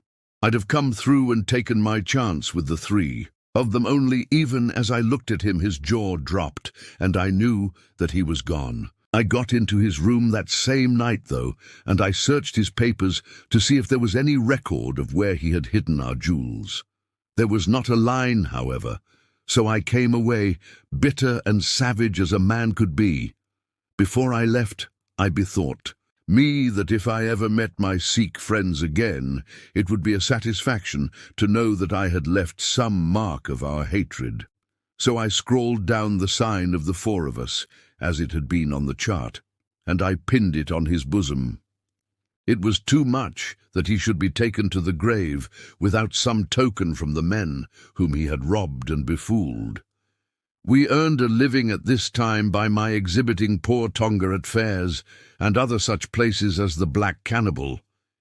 He would eat raw meat and dance his war dance, so we always had a hatful of pennies after a day's work. I still heard all the news from Pondicherry Lodge, and for some years there was no news to hear except that they were hunting for the treasure. At last, however, came what we had waited for so long. The treasure had been found. It was up at the top of the house, in Mr. Bartholomew Sholto's chemical laboratory. I came at once and had a look at the place, but I could not see how, with my wooden leg, I was to make my way up to it. I learned, however, about a trap-door in the roof, and also about Mr. Sholto's supper hour. It seemed to me that I could manage the thing easily through Tonga. I brought him out with me with a long rope wound round his waist. He could climb like a cat, and he soon made his way through the roof. But, as ill luck would have it, Bartholomew Sholto was still in the room, to his cost. Tonga thought he had done something very clever in killing him, for when I came up by the rope, I found him strutting about as proud as a peacock. Very much surprised was he when I made at him with the rope's end, and cursed him for a little. Bloodthirsty imp. I took the treasure box and let it down, and then slid down myself, having first left the sign of the 4 upon the table, to show that the jewels had come back at last to those who had most right to them. Tonga then pulled up the rope, closed the window, and made off the way that he had come. I don't know that I have anything else to tell you. I had heard a waterman speak of the speed of Smith's launch, the Aurora, so I thought she would be a handy craft for our escape. I engaged with old Smith, and was to give him a big sum if he got us safe to our ship. He knew no doubt that there was some screw loose, but he was not in our secrets. All this is the truth, and if I tell it to you, gentlemen, it is not to amuse you, for you have not done me a very good turn, but it is because I believe the best defence I can make is just to hold back nothing, but let all the wold know how badly I have myself been served by Major Sholto, and how innocent I am of the death of his son. A very remarkable account, said Sherlock Holmes, a fitting wind-up to an extremely interesting case. There is nothing at all new to me in the latter part of your narrative, except that you brought your own rope, that I did not know. By the way, I had hoped that Tonga had lost all his darts, yet he managed to shoot one at us in the boat. He had lost them all, sir, except the one which was in his blowpipe at the time. Ah, of course, said Holmes. I had not thought of that. Is there any other point which you would like to ask about? Asked the convict affably. I think not, thank you, my companion answered. Well, Holmes, said Athelney. Jones, you are a man to be humoured, and we all know that you are a connoisseur of crime, but duty is duty. And I have gone rather far in doing what you and your friend asked me. I shall feel more at ease when we have our storyteller here. Safe under lock and key. The cab still waits, and there are 2 inspectors downstairs. I am much obliged to you both for your assistance. Of course you will be wanted at the trial. Good night to you. Good night, gentlemen both, said Jonathan Small. "You first, Small," remarked the wary Jones as they left the room. "I'll take particular care that you don't club me with your wooden leg, whatever you may have done to the gentleman at the Andaman Isles."